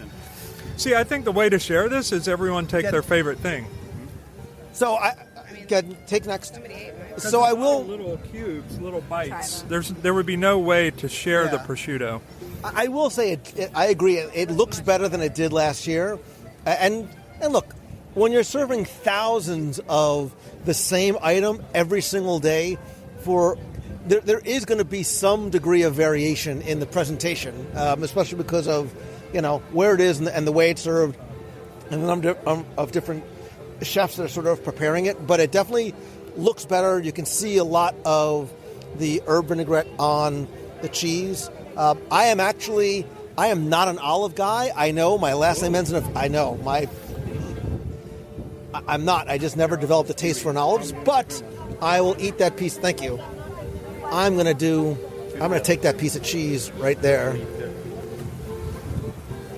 we have 3 pieces of sausage, so we can each have I'm some. gonna take the olive because I am an olive fan, so I'm gonna take the little two right here. Yeah, it's definitely much better than last year. And like Jason said, I mean, it is what it is. I mean, it's if you want some meat and some cheese, So there's nothing unique about this. It is literally what it right. It is what it is. It's charcuterie in a cone. But I would, if I wanted charcuterie, I would go to the Gusto wine bar, and I would sit in there and have a proper one. I was just going to say, do they have a good wine? Because this demands wine. Yeah. They do have wine there. I don't know what we'd have to go on. So they have a wine flight. They have a, I'm not going to try and pronounce it. There's a Lagar. Here, you pronounce it. A Lagar de... this is your department right now. No, I don't do Spanish. Spanish wines. De Buza Albarino? Albarino. And a Casa Castillo Monastral. Which is a Jumia. And Yeah, this is not helpful at all. And a California... And that's a Catalonia. That's right. I don't have my glasses That's on, a Grenache. obviously. They have a Grenache. So for Grenache fans, that actually is a good Grenache. It's a Catalonia Grenache. Yeah. So, I mean, this is absolutely not a must-do for me unless you're an absolute charcuterie, fan. So it's fine for what it is, but I don't think I would not spend a stop. How much did this cost? I knew you were going to ask that. $6.50? $6.50. It is definitely worth $6.50, I think, compared to the other value and amount of food that you get. I think it's very, very good charcuterie. I'm like Lou. I'd rather sit down and have a board and some wine and maybe a little bit of bread. But I think in this case, Jason redeemed himself. This is good. I don't. I'm going to save my $6.50 for down the road. Yeah. Well, I think if you're in the mood for charcuterie, this is a good option. This is definitely cheaper. I mean, it tastes good, but from an expense standpoint, this is actually more affordable than most charcuterie you're going to find in a sit-down restaurant here. And the I think the charcuterie at the Appleseed Orchard is, I think, the same price. I mean, this is fine. If I honestly, my answer to this is like, if you're keto or on a very low-carb diet and you're trying to be with your friends and walk around the festival and eat, this is a great option, and that's about it. It tastes fine. Yeah, you have sausage, prosciutto, olives, and cheese in a very nice vinaigrette. And it's all good quality. Yeah, it is. It's good. Good quality. I'm really enjoying it.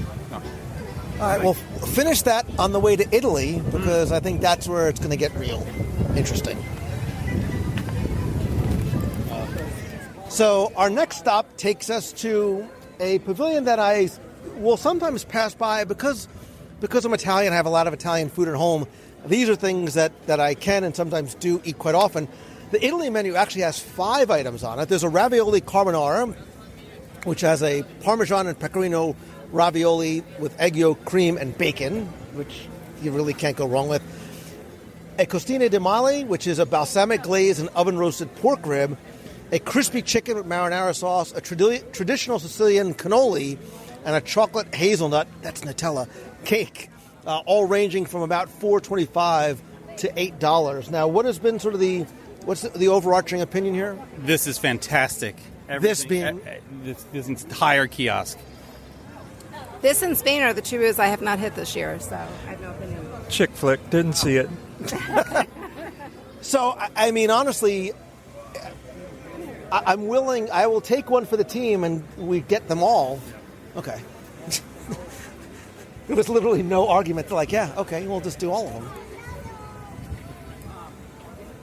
All right, so we are in Italy, and literally I walked up and said, all that, make it all happen. Why don't we just go right down the list? We'll start off with the ravioli carbonara, which has multiple types of cheeses. It looks like there's, I guess, 2 or 3 large-sized ravioli. Kenneth, so you're a huge fan of Italy Pavilion, like top to bottom? Yes, I am. I love this pavilion. I've actually never eaten at this booth in the festival.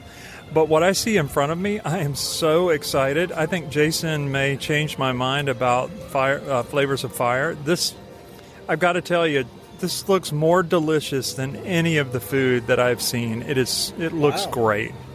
I'm so looking forward to you guys tasting this. So just 'cause don't just all start good. digging in. Go ahead. I just had this yesterday, so I'm so excited about this. So I will tell you, presentation-wise, the thing that surprised me when she handed it to me were the costine di male, the balsamic glaze and oven roasted pork ribs. Like that's like 2 pounds. Like I'm not kidding. It's like 1.5 pounds of ribs. There's a lot in there. That will easily feed 2 people. Oh, without a doubt. So Great. so you guys talk ravioli. The Here, take this. ravioli is amazing. It's very fresh. It tastes like homemade pasta. I'm taking the whole thing. It's very cheesy, but it has these lardons, or I'm not sure what they call that in Italy, Lou. You can tell me, but they look like lardons, and Pancetta. Yeah. It's like pancetta. It's a little- Italian bacon. it's really good. Crumbled up on top of it. I just can't tell you how good that is.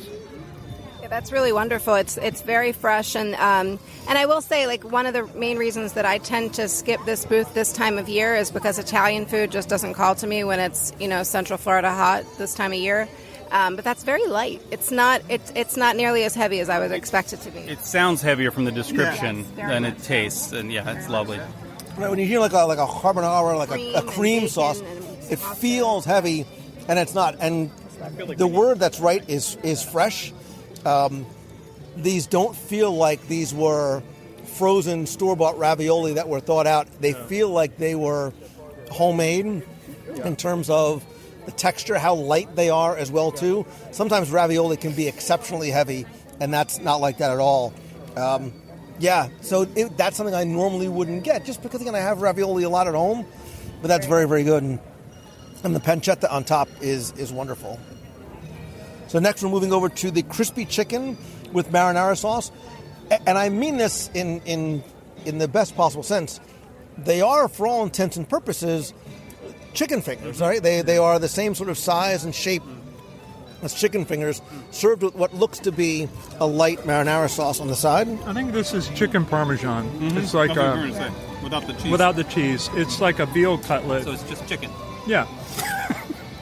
But it's breaded and fried the way you would for parmesan.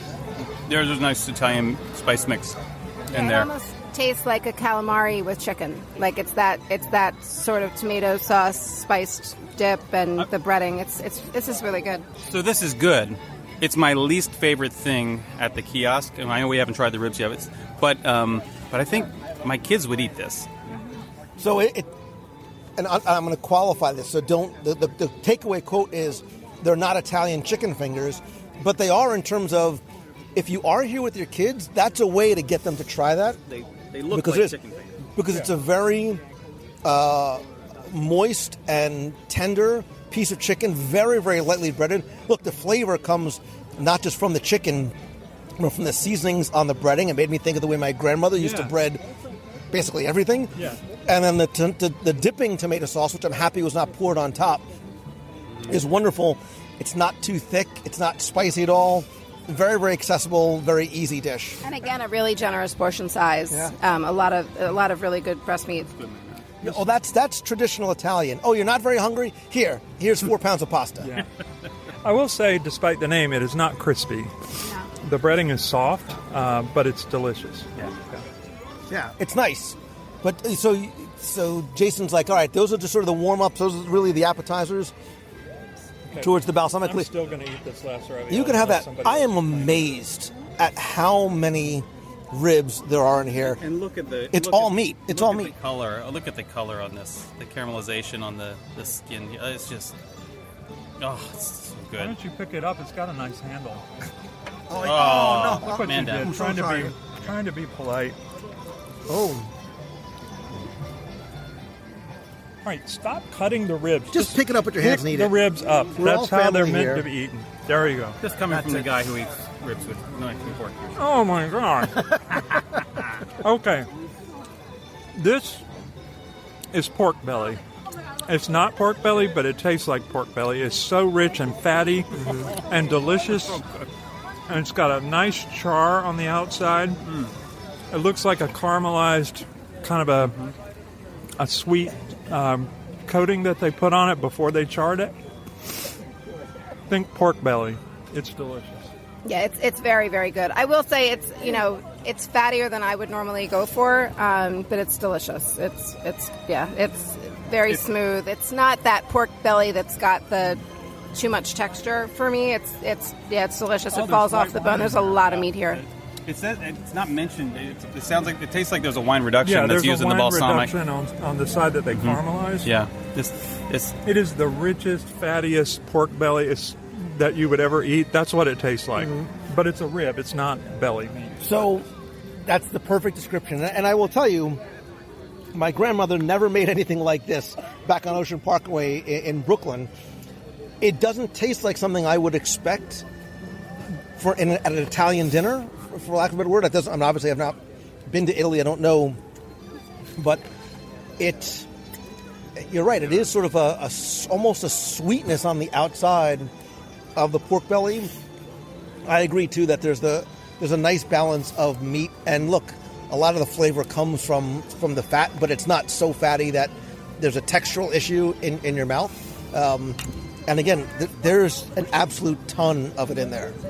Oh yeah, I think it's enough for me actually. And if you've ever seen me eat meat, that's a big statement. I've seen you eat meat. Have you had it yet? Have you tasted this? I just did, yeah. Okay. Just make sure, because he's going to devour this. Kenneth will inhale this in 2 seconds. I'm cutting this just to be polite, but I know I'm going to eat that other half too. And again, there's still, sometimes you order ribs and it's 70% rib, 30% meat. There's a lot of meat on these bones. I'm impressed with the flavor and the portion size. For you barbecue aficionados out there, the meat does not fall off the bone. It holds the bone, but it tears away clean, which is exactly how you'd be trying. That's what you'd be going for in a barbecue competition. So clearly for you two guys, it's an absolute must-do?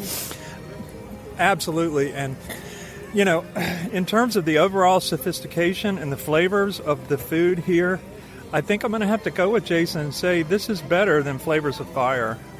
I mean, Flavors of Fire is great meat, but this is more than that. And it's also, this is great. You mean the ribs or the booth as a whole? The booth as a whole. The ribs were every bit as good, maybe better than what we would have at Flavors of Fire. And you haven't even gotten to dessert yet. Yeah, and this pasta, I would say Jason's right. The chicken cutlet is the least favorite thing, but it's still delicious, and kids would love it. It's all lovely. I mean, I will say that since the pasta, it's in all honesty a little heavy for me to be eating, at this time of year, standing here in Epcot. It's delicious. It's very, very well done. It wouldn't be my go-to, but I am definitely glad I tasted it. And I think one thing we had to say, and we should have qualified at the beginning, having done this for years, as we continue to walk around and try and do this all in one day, and as we get more full and the sun is beating down, it's going to make things taste not as good as they would be if it was the first thing we were eating. Kenneth is not agreeing with that at all because he's eating those ribs like he's been on a deserted island for years. You just cut up the chocolate hazelnut cake, which is vanilla cake and chocolate hazelnut mascarpone cream dipped in chocolate. It almost looked like a malformed Mickey bar when it first put it in the... Yeah, that's what I thought when I first saw it. I thought it was almost like an ice cream bar of some sort, but it's a cake inside, and it's delicious. It is so good. Oh. Kenneth's not even near that. He's like, he's still... Oh, that's very nice because it's so much lighter. It's not what I expected it to be. It's a very light, fluffy, flaky cake with a that dark chocolate, almost Nutella-like flavor on the outside. Yeah, it's funny. When they gave it to us on the stick, I thought something must be frozen in it because it has that look. It looks like a frozen chocolate-covered thing on a stick. It's very good. I'm not a huge chocolate person. I do like Nutella, and I'm not getting a ton of hazelnut, I don't think, but it's good. If you're a big chocolate fan, you'll absolutely love it. It's not my favorite dessert here, but I'm sure it would be somebody's. I'm excited to try the cannoli. So you might as well just, because you can't basically cut a cannoli, so we have to sort of just be all friends here and just bite into it. I like the cake. I mean, how can you go wrong with cake on a stick? Exactly. The cannoli, I'm excited about the cannoli. The cannoli, I think. The cake's delicious. The cannoli, I really enjoyed the cannoli. and see if you can pick up the flavors that are in there without looking. So I took a bite of it, and it instantly took me back to my grandmother's house and Bovella's Bakery on Avenue X, where she would go on Sunday mornings and get fresh cannoli. What's remarkable about it is the cannoli shell. It's a lot of times you'll get a cannoli shell and it's almost stale. It's very, very hard and super flaky and crunchy. It's not supposed to be. This is very, very light. It still is very flaky. So you don't have that textural contrast between the crunch of the outside and then the cream in the middle.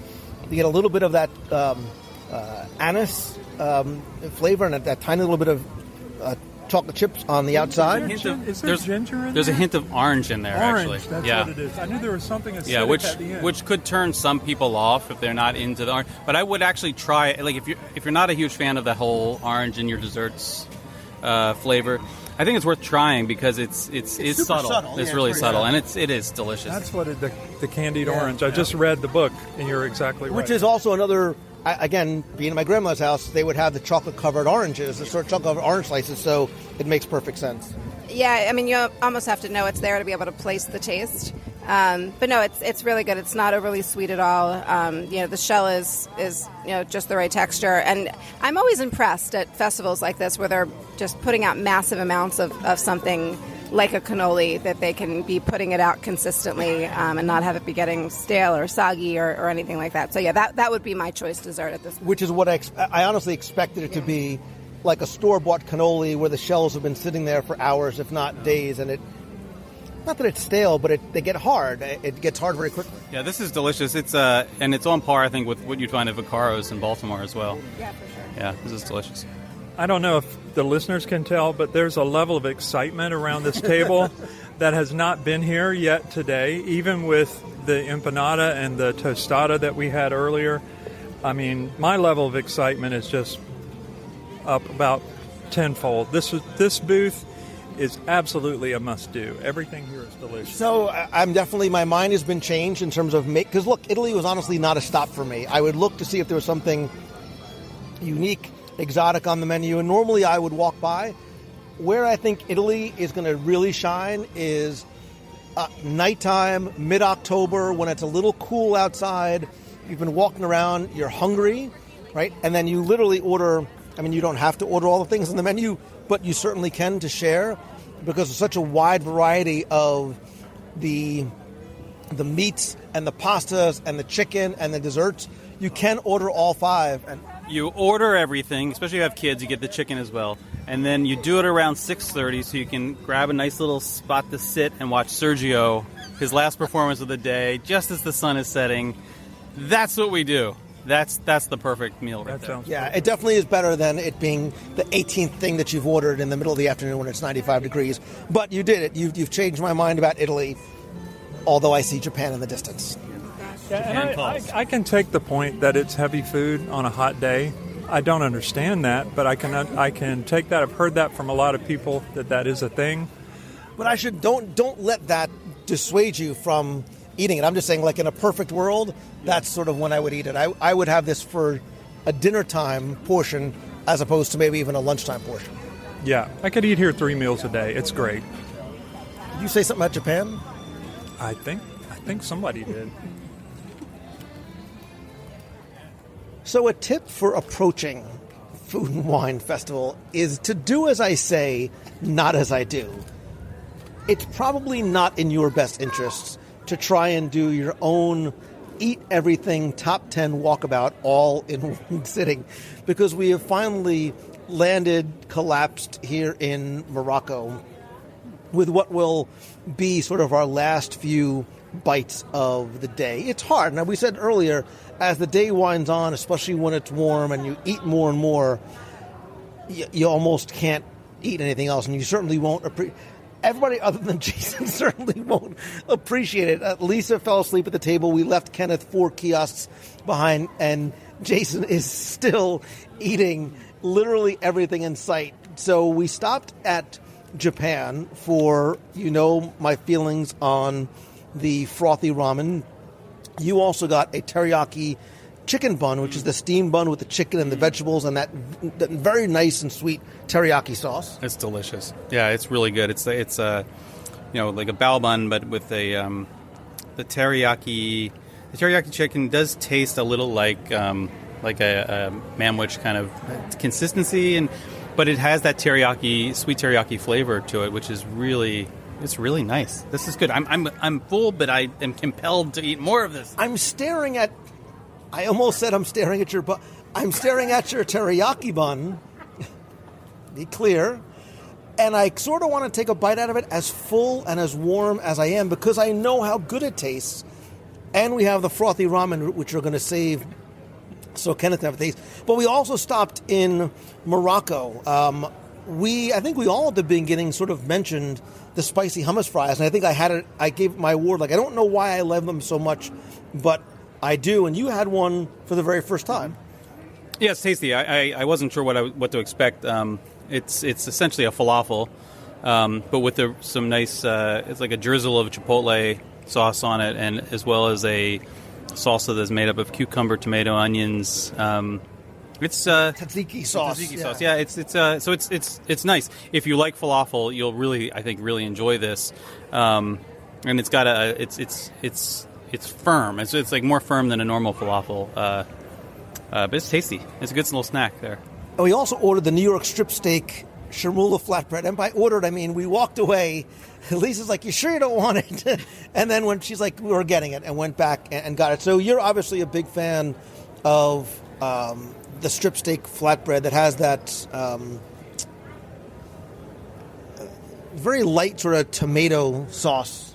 Yeah, I love it. I think it's one of my favorite things at the festival. It's not a complicated dish. There's nothing like crazy about the ingredients. It's just kind of what I think of when I think of just solid, good Moroccan street food. Yeah, I love it. And I knew Jason hadn't had it, so I wanted him to try it. So that's at the table and definitely a favorite. And the hummus fries are really good. I actually like them more this year than I have in prior years. I think they're like bigger, the piece, so you get like the ratio of like outer crispy fry to like inside hummus is different and just better to me. And then the tzatziki and cucumber and chipotle on top are just nice and light for a hot day. So they're really, really good. I remember like the first time I got them a couple of years ago, I was expecting to be served like French fries with hummus on top when I heard like hummus fries. And they're not. They're like blocks of hummus that are fried like you would fry a falafel, but much firmer. And then with the stuff on top. So that's always a favorite.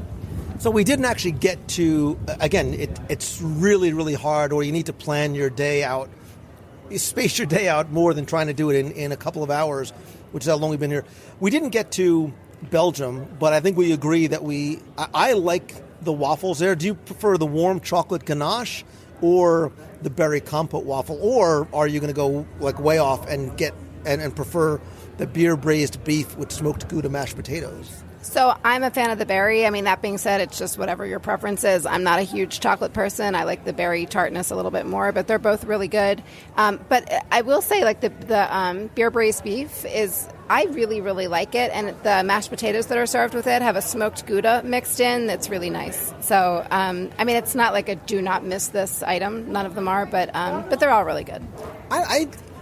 Again, it's a waffle with berries, but there's something about it that I like because I think the savory warmth of the waffle, it's not super super sweet.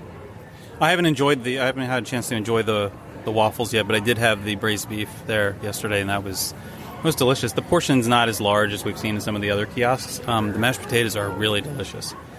That being said, I will tell you that as we've been sitting here, getting ready to leave and go about the rest of our day, and by rest of our day I mean take a nap somewhere, I'm like, can I really go to Brazil and get cheese bread and just take it home with me? Like, well, if I walk to like one of the shops, can I just give me a bag and I'll take it home and have it later?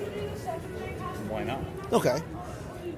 There, they also have a crisp. I like the crispy pork belly there with the black beans, and I don't think that I've had the seafood. I didn't have the seafood stew this year. Last year, it's last year, and it's the same. But it is really, really good, and it's like is it coconut? It's a really, really light cream sauce, and it's very nice. And I think I had said before that I enjoyed the pork belly more this year than I ever have before. So that booth is a home run, on all three. And So the caipirinha, I'm sorry, I'm probably not pronouncing it correctly, but the caipirinha, the drink there, I joke that it tastes like a margarita without the bite of tequila, because it's that same like citrusy, summery frozen drink. It's a little size like you would get at a lot of booths here at the festival, but it is a nice option. So we obviously didn't make it over to France. I'd be curious on a day when I'm not so full to try the fondue. I've had the escargot in the past. You had the fondue yet? Yeah, the fondue's delicious. I don't think I'd try it in the middle of the day just because it's heavy. But it's very good, and you get the little crostinos. It's good. And if you're me and you run out of bread, then you just eat the rest with a spoon. I literally shamelessly. I drank the cheese. Like, I mean, I don't want to be wasteful. It's that good. Ireland is always an overall fan favorite. Although I do miss the old. They used to have the cottage pie and the seafood stew. Appleseed Orchard inside the Canada Pavilion is a lovely space in terms of a place. First of all, it's air conditioned. They've done a nice job. Sort of, it almost looks like a carnival / wedding pavilion inside. I had the frozen apple pie non-alcoholic drink, and it's exactly what it sounds like if you check my Instagram stories. It was wonderful because it was like this. It was almost like having frozen applesauce with cinnamon on top, and then you get to the bottom, and there's little pieces of apple. It was it was analogous to getting to the bottom of the cereal box and getting the prize on the bottom. I didn't know that they were there, and I was like, oh my God, this is so awesome. Plus you get the prize of air conditioning as well. That too. Yeah. That too. But I liked it, and there's a lot of different cocktails and ciders and flight in there as well, although there's no... there is food at there's a charcuterie and cheese plate, and the caramel apple popcorn, which is it's the Instagram favorite because it's served in a little plastic apple. It's pretty. I mean, the space is pretty. It's air conditioned. They're redoing the movie in O Canada right now, and if you know that space, that's where it is. And I'll say, like, if you're at the festival, especially if you're at the festival with kids and everybody's hot and tired, it's kind of a nice sort of stopping point to relax and refresh, have a beverage, and just cool off. And there's actually a KidCot stop. If you're familiar with the Epcot KidCot stops, there's a KidCot stop directly outside with booths where you can sit and still have the air conditioning kind of wafting from inside. So it's a good place to kind of regroup if you're with children and just or without and just need to kind of cool off for a little bit before you move on. Yeah, so we're gonna wait for Kenneth to wake up from his nap, and we're gonna finish off our day with our carrot cake from Hops and Barley in America, which I think is a fitting end for our walkabout around the world. But I do want to hear from you. The idea of doing it and recording it this way live is to make you feel as though you've been walking along with us without the the oppressive heat and humidity. And I want to know, what is your must-do at this year's festival? Now, I have been sharing as I've been here a couple times on Instagram and on Facebook, and some of you have responded already. I asked in the Facebook group what your one must-do thing to eat, drink, or experience is, because we didn't even talk about Party for the Senses, some of the other activities and seminars and celebrities that are here. Jeremy Goff is really looking forward to the frothy ramen. It sounds weird enough to be good. Jeremy Goff, I'm literally staring at it across the table. I promise you are going to love it. Matthew Halpin says, my wife loves the butternut squash ravioli, which we had, I think, last year, and the Chinese dumplings. I never met a dumpling I didn't like. He likes the cheddar cheese soup in both Ireland and Canada, which I agree. It's just today's a tough day. Today's a tough day for cheddar cheese soup. Some people are just looking forward to being here, coming for the first time. Ryan Donahoe is a huge fan of the lobster roll. It's the best from America. He says it's the best thing I've had there this year, and I'm up to 5. Oh, he's had 5 lobster rolls already. Good for you. I'm very proud of you. A lot of people looking forward to the lobster roll. Gene Sabrowski Pashecki says the teriyaki chicken bun, which Jason just ate all by himself, is on my list because they were sold out when she tried to get them last year. A lot of people are looking forward to seeing Illuminations for the last time Brian Walton, the carrot cake in America. We're going to take one for the team. And the Schnickendugan. I don't know what that word is.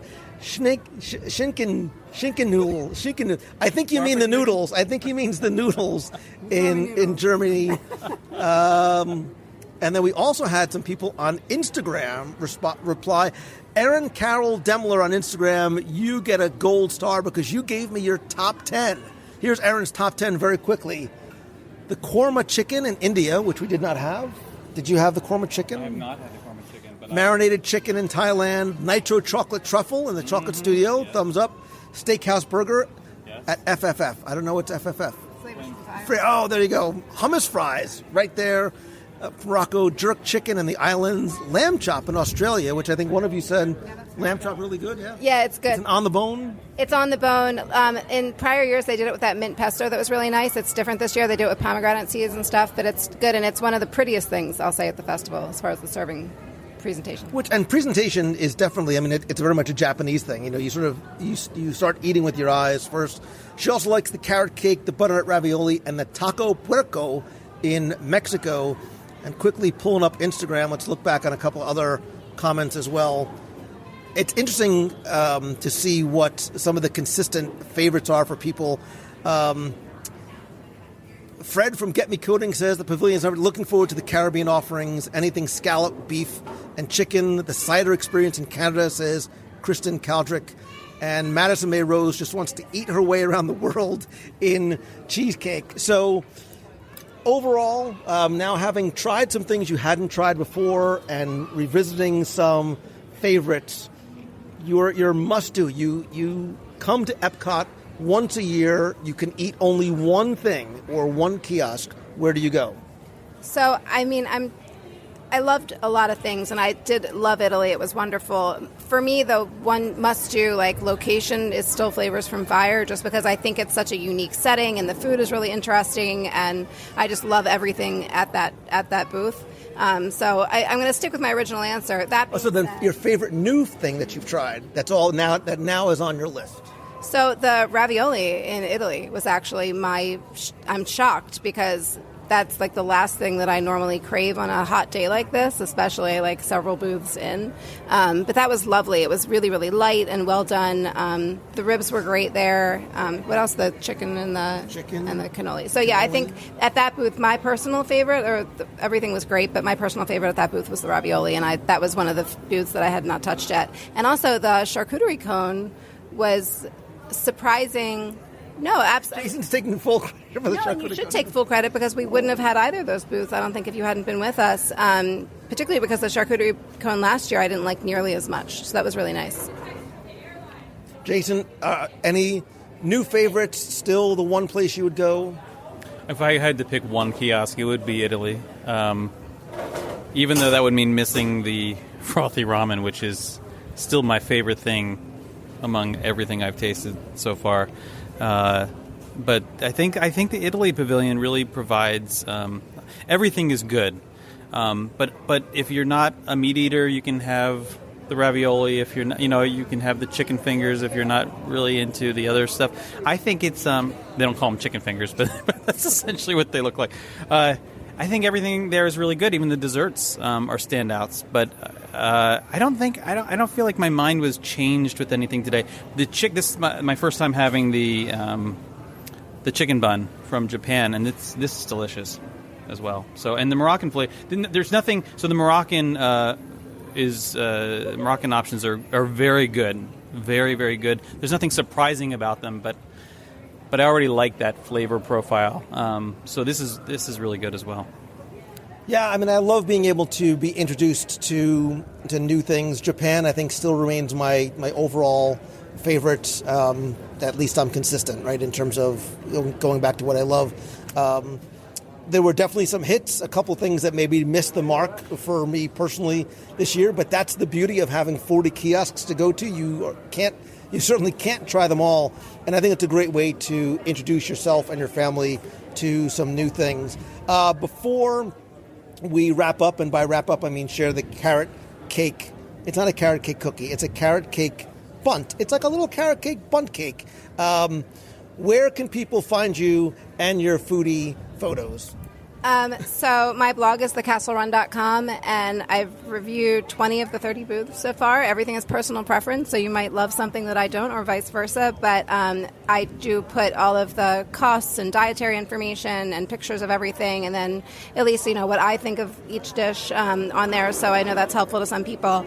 And then I'm on Instagram as the Castle Runner, and you can find me on Facebook and my group and page as well under the Castle Run. And Jason, where can they soon come to find you?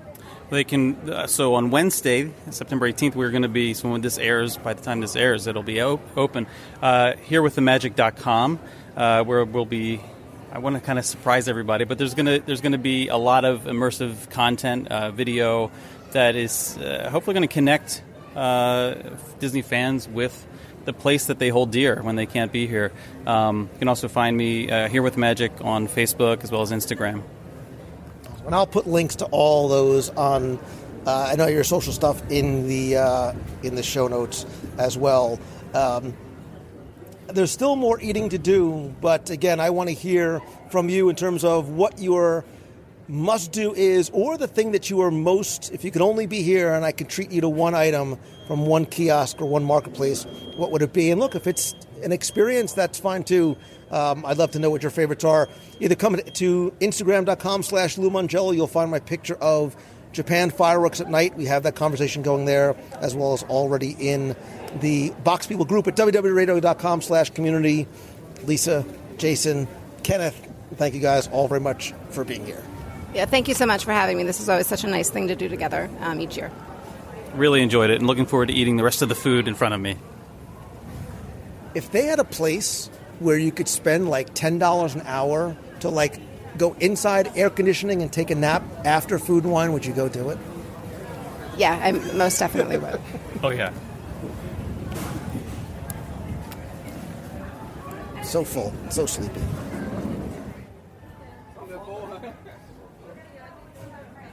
So we woke up Kenneth from his food coma and shared the remnants of what was left on our table, which were the Moroccan hummus fries. We also had the Moroccan strip steak, chermoula flatbread, the Japanese chicken teriyaki bao bun, and the oh so very delicious frothy ramen. And then we finished the entire meal day off, not with the nap that's coming next, but from hops and barley, the carrot cake and cream cheese icing. Anything you haven't had here before? Yes, almost all of this that's on the table I had not had before. And I'll tell you, the things that I would not have tried but for this group, and I'm very glad I did, there were two plant-based things we had today, which I thought were both good, the Impossible Burger Pie and these hummus fries, I think are both, if I'm not mistaken, there's no meat in this, right? It's delicious.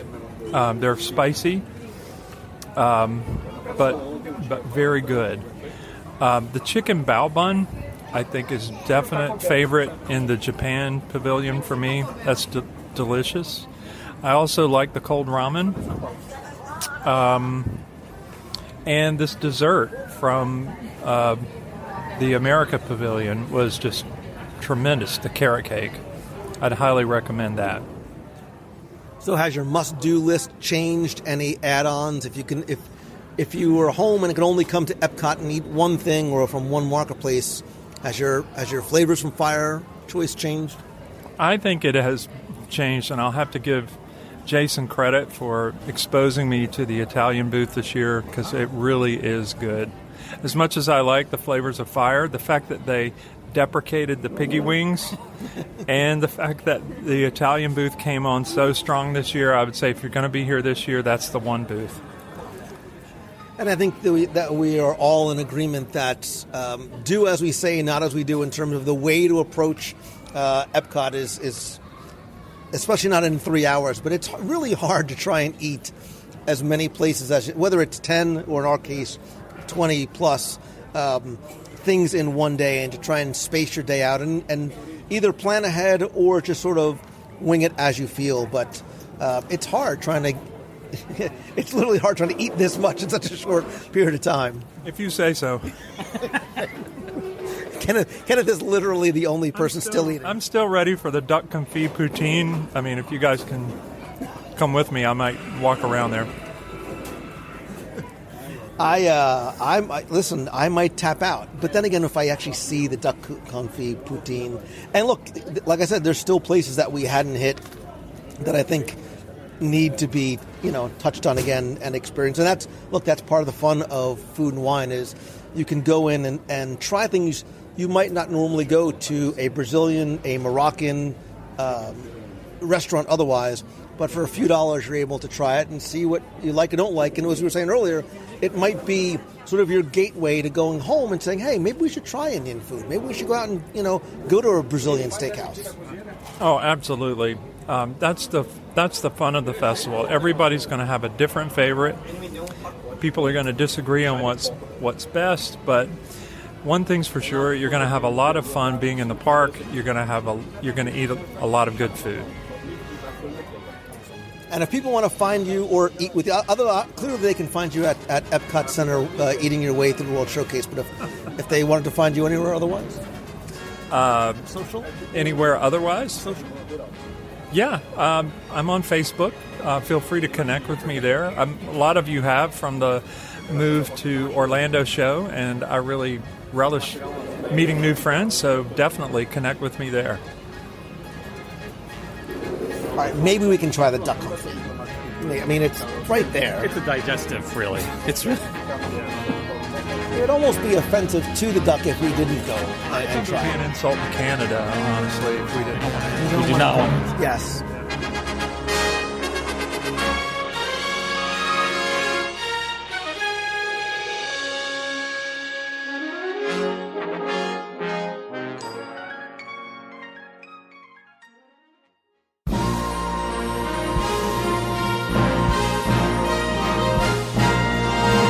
It's time for our Walt Disney World Trivia Question of the Week, where I invite you to test your knowledge of Walt Disney World's history or see how well you pay attention to the details, sometimes in what you see or hear. And if you think you know the answer, you can enter via our online form for a chance to win a Disney Prize package. Of course, before we get to this week's question, we're going to go back, review last week's, and select our winner.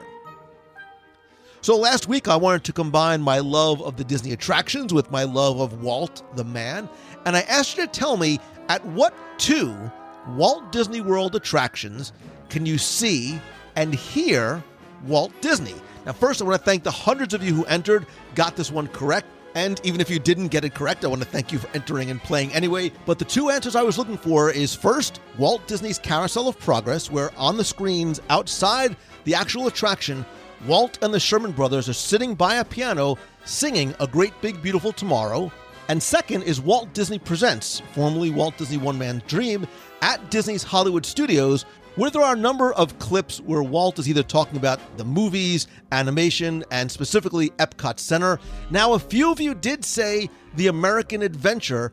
Now, technically, it's not correct because while you can see an image of Walt in the American Adventure finale, when Golden Dream is being sung, you can't actually hear him. So technically it's not correct. I wasn't trying to be tricky, but I found out that it was tricky. If you put American Adventure, chances are I included you in the random drawing anyway, but I did randomly select one winner from all the correct or correct-ish entries. And again, you're playing for all of my digital products, which is my 102 ways to save money for an at Walt Disney World book, all 7 of my audio walking tours of Magic Kingdom, both of which, by the way, still available in iTunes and Amazon, a WDW Radio vinyl sticker, a WDW Radio pop socket for your phone, and a WDW Radio t-shirt. And last week's winner, randomly selected, is Annie Naldo. So Annie, congratulations. Thank you for playing. I have your shipping information because you used the online form. If you played last week and didn't win, that's okay, because here's your next chance to enter in this week's Walt Disney World Trivia Challenge. Now, I've technically already given you the question during this week's segment. As you probably heard as we were walking and laughing and eating our way through World Showcase and Future World, I talked about Hunky Tuna Tostada, which is actually not a menu item at this year's Food and Wine Festival, but it's actually a quote from something Disney related. So that's your question this week. Where is Hunky Tuna Tostada from You have until Sunday, September 22nd at 11:59 p.m. to go to WDWRadio.com, click on this week's podcast, use the form there, and again, you're playing for all the digital products, the books, the audio tours, a vinyl sticker, a pop socket, a t-shirt, and I'm also going to throw in a mystery prize. I've got lots of cool stuff in the prize closet, from the grand opening of Galaxy's Edge, exclusive stuff from D23 Expo, some things from the archives, and a few other mystery prizes. I will randomly select one and send it to you if you're the winner. So good luck and have fun.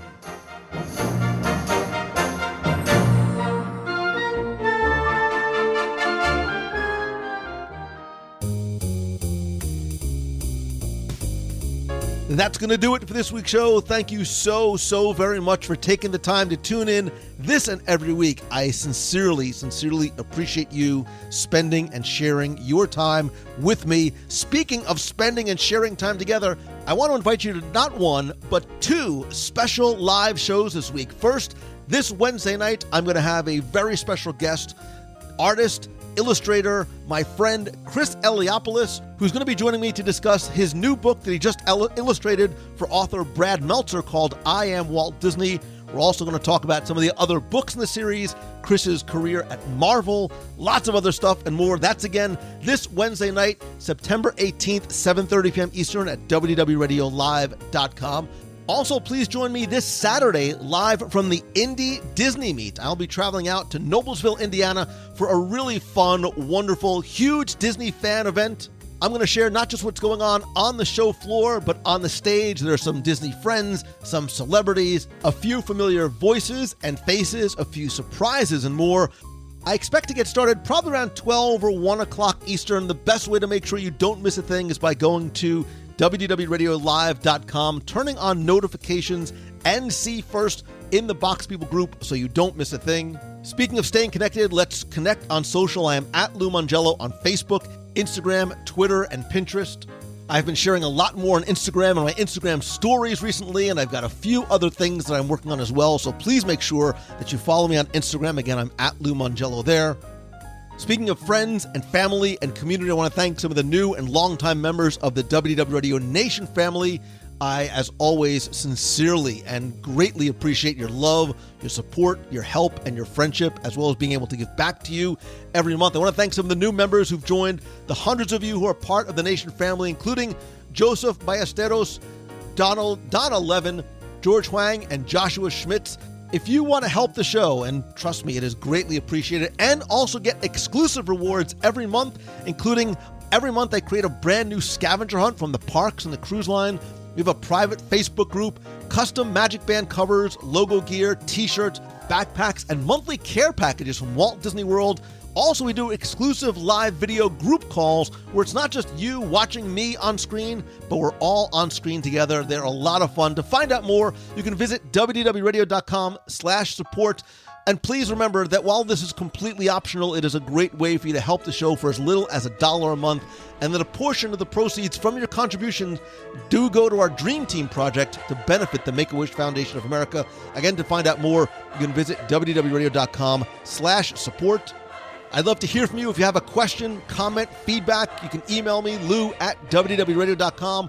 Or if you want to be heard on the air, you can call the voicemail at 407-900-9391. That's 407-900-WDW1. And again, as much as I love connecting with you online, on social, in the Nation group video chats, nothing beats a handshake and a hug. It's why I continue to do Meets of the Month every month-ish in Walt Disney World. I know it's been a crazy few weeks, actually a couple of months. I haven't been able, just with my travel and work and speaking schedule, to get a meet the last month and a half or so.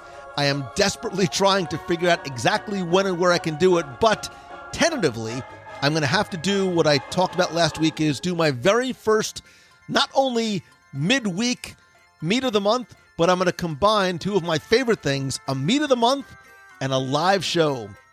Wednesday, October 2nd at 7 o'clock p.m. Eastern, we will get together in the parks, at a hotel, at Disney Springs somewhere. Time and exact location to be determined, where we'll not only combine the Meet of the Month, but you could also be part of the live show as well. To find out more about other upcoming events, go to WDWRadio.com/events. We have more cruises coming up, Meets of the Month, Adventures by Disney, events that I'm planning in Walt Disney World, as well as events on the road as I travel to speak. If you visit LouMongello.com, you can find out if I can come to speak to your event, your conference, or even your school.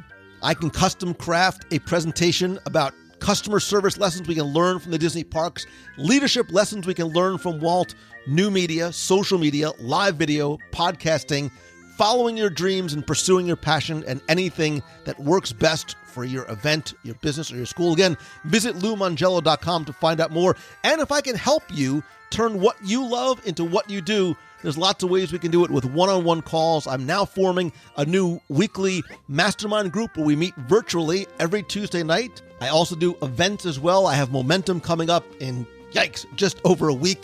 I have my mid-year retreat. I'll announce dates and locations for those probably in the next couple of weeks. And stay tuned again for a few other things I'm working on as well. Listen, the bottom line is, if I can somehow help you, we'll figure out what works best for you. Just visit LouMongello.com or email me, lou@wdwradio.com. Speaking of help, I want to thank Becky Mankin and the entire team of Mouse Fan Travel for their more than 11 years of help, not just to me personally with my travel and the show, but for what they do to help you go not just to any Disney destination, but really anywhere in the world. And it really is not just because they'll ensure that you get the best possible prices, but it really is about the personal attention and service that really is their hallmark. You can find them over at mousefantravel.com. And thanks to little Timmy Foster and his team over at Celebrations Magazine. You can subscribe and order back issues at celebrationspress.com. And as always, my friend, and you are my friend, whether we have met yet or not. All I ask is that if you like the show, please help spread the word. Invite your friends to join our friends to be part of the community and clubhouse. And if you can take 30 seconds just to rate and review the show over on iTunes, it's incredibly helpful. I want to thank some recent reviewers like KKane32 says it's a great source of Disney info. The podcast is a fantastic way to pass the time until your next Disney trip, giving you plenty of information and history behind the parks. I was never a big podcast guy, but when I found Lou's podcast back in January, I instantly got hooked. He enjoys food as much as I do, if not more, and I'd be lying if I didn't use some of his recommendations from a next trip in September. Keep up the great work, Lou. KKane32. Let me know where you ate and how much you enjoyed it. Chris Anderson75 says it is a Disney lover's dream podcast. WDW Radio has changed my life. Wow. Lou's love and passion for all things Disney makes every episode fun to listen to. Lou helps me sit back, relax, and enjoy my day at work when I listen to him and his friends and family talk about the new things coming to the parks and the mouth-watering food reviews. You're welcome for this week's show. Lou makes everybody feel welcome and makes everybody feel like a friend, whether we've met you or not. It's funny because it's true. Thank you so much for all that you've done and continue to do, Lou.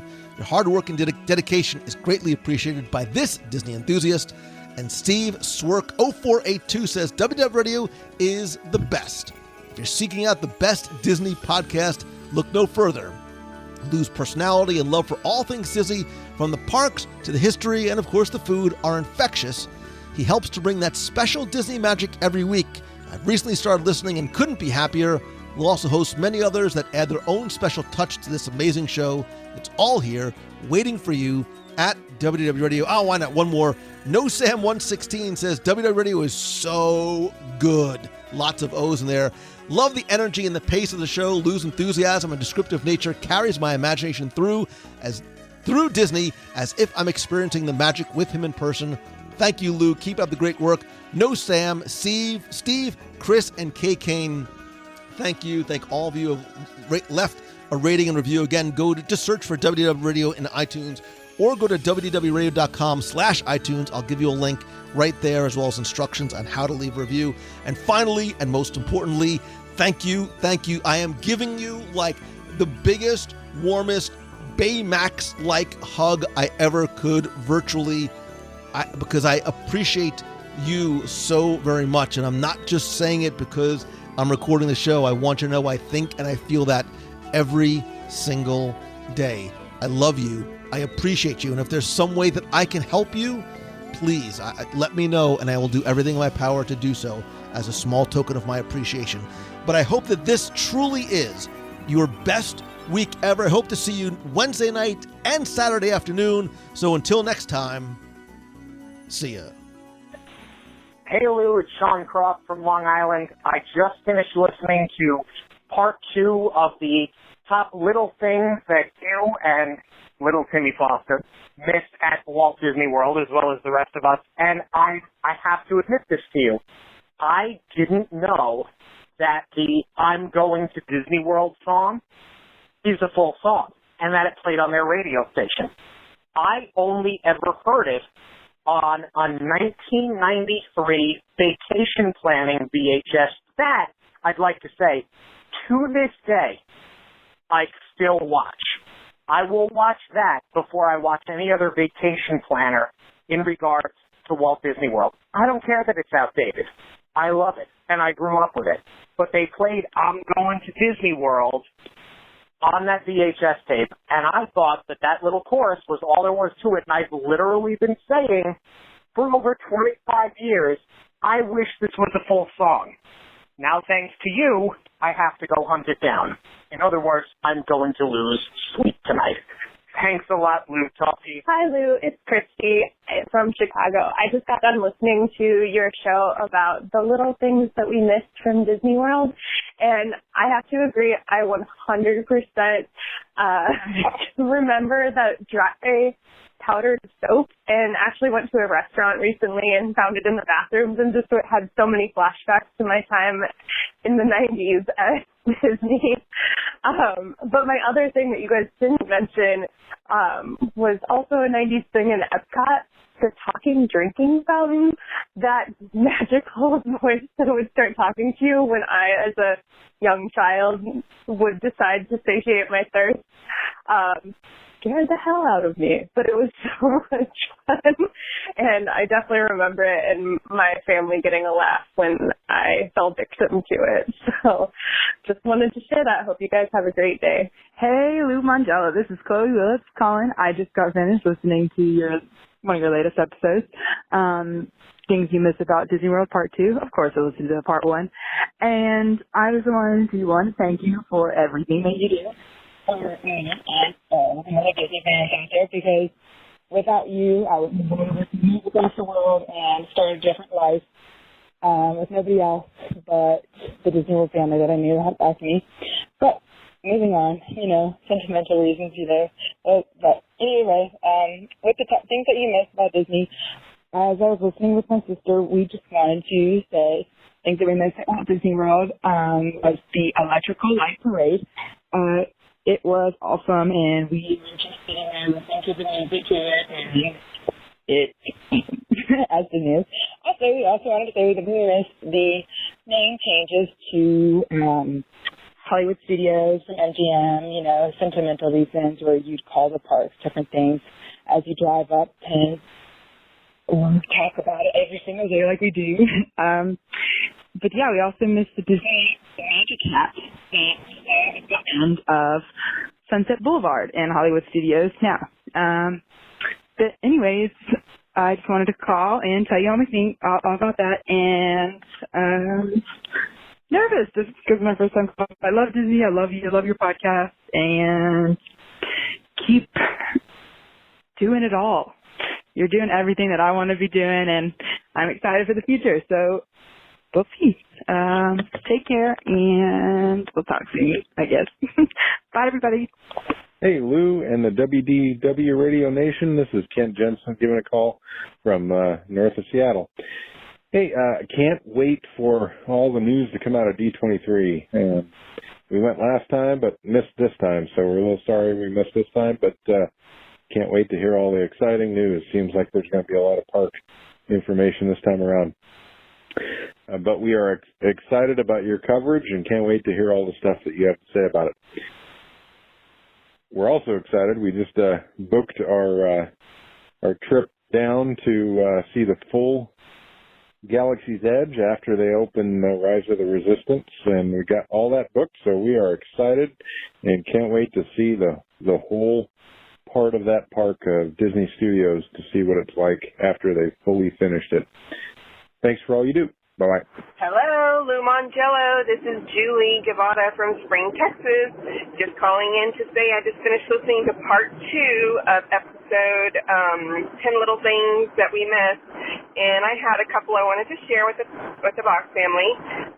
The first one is I know there might be some mixed reviews about this show that used to take place in Animal Kingdom, but when we first really started going to Disney in the early 2000s, I missed this.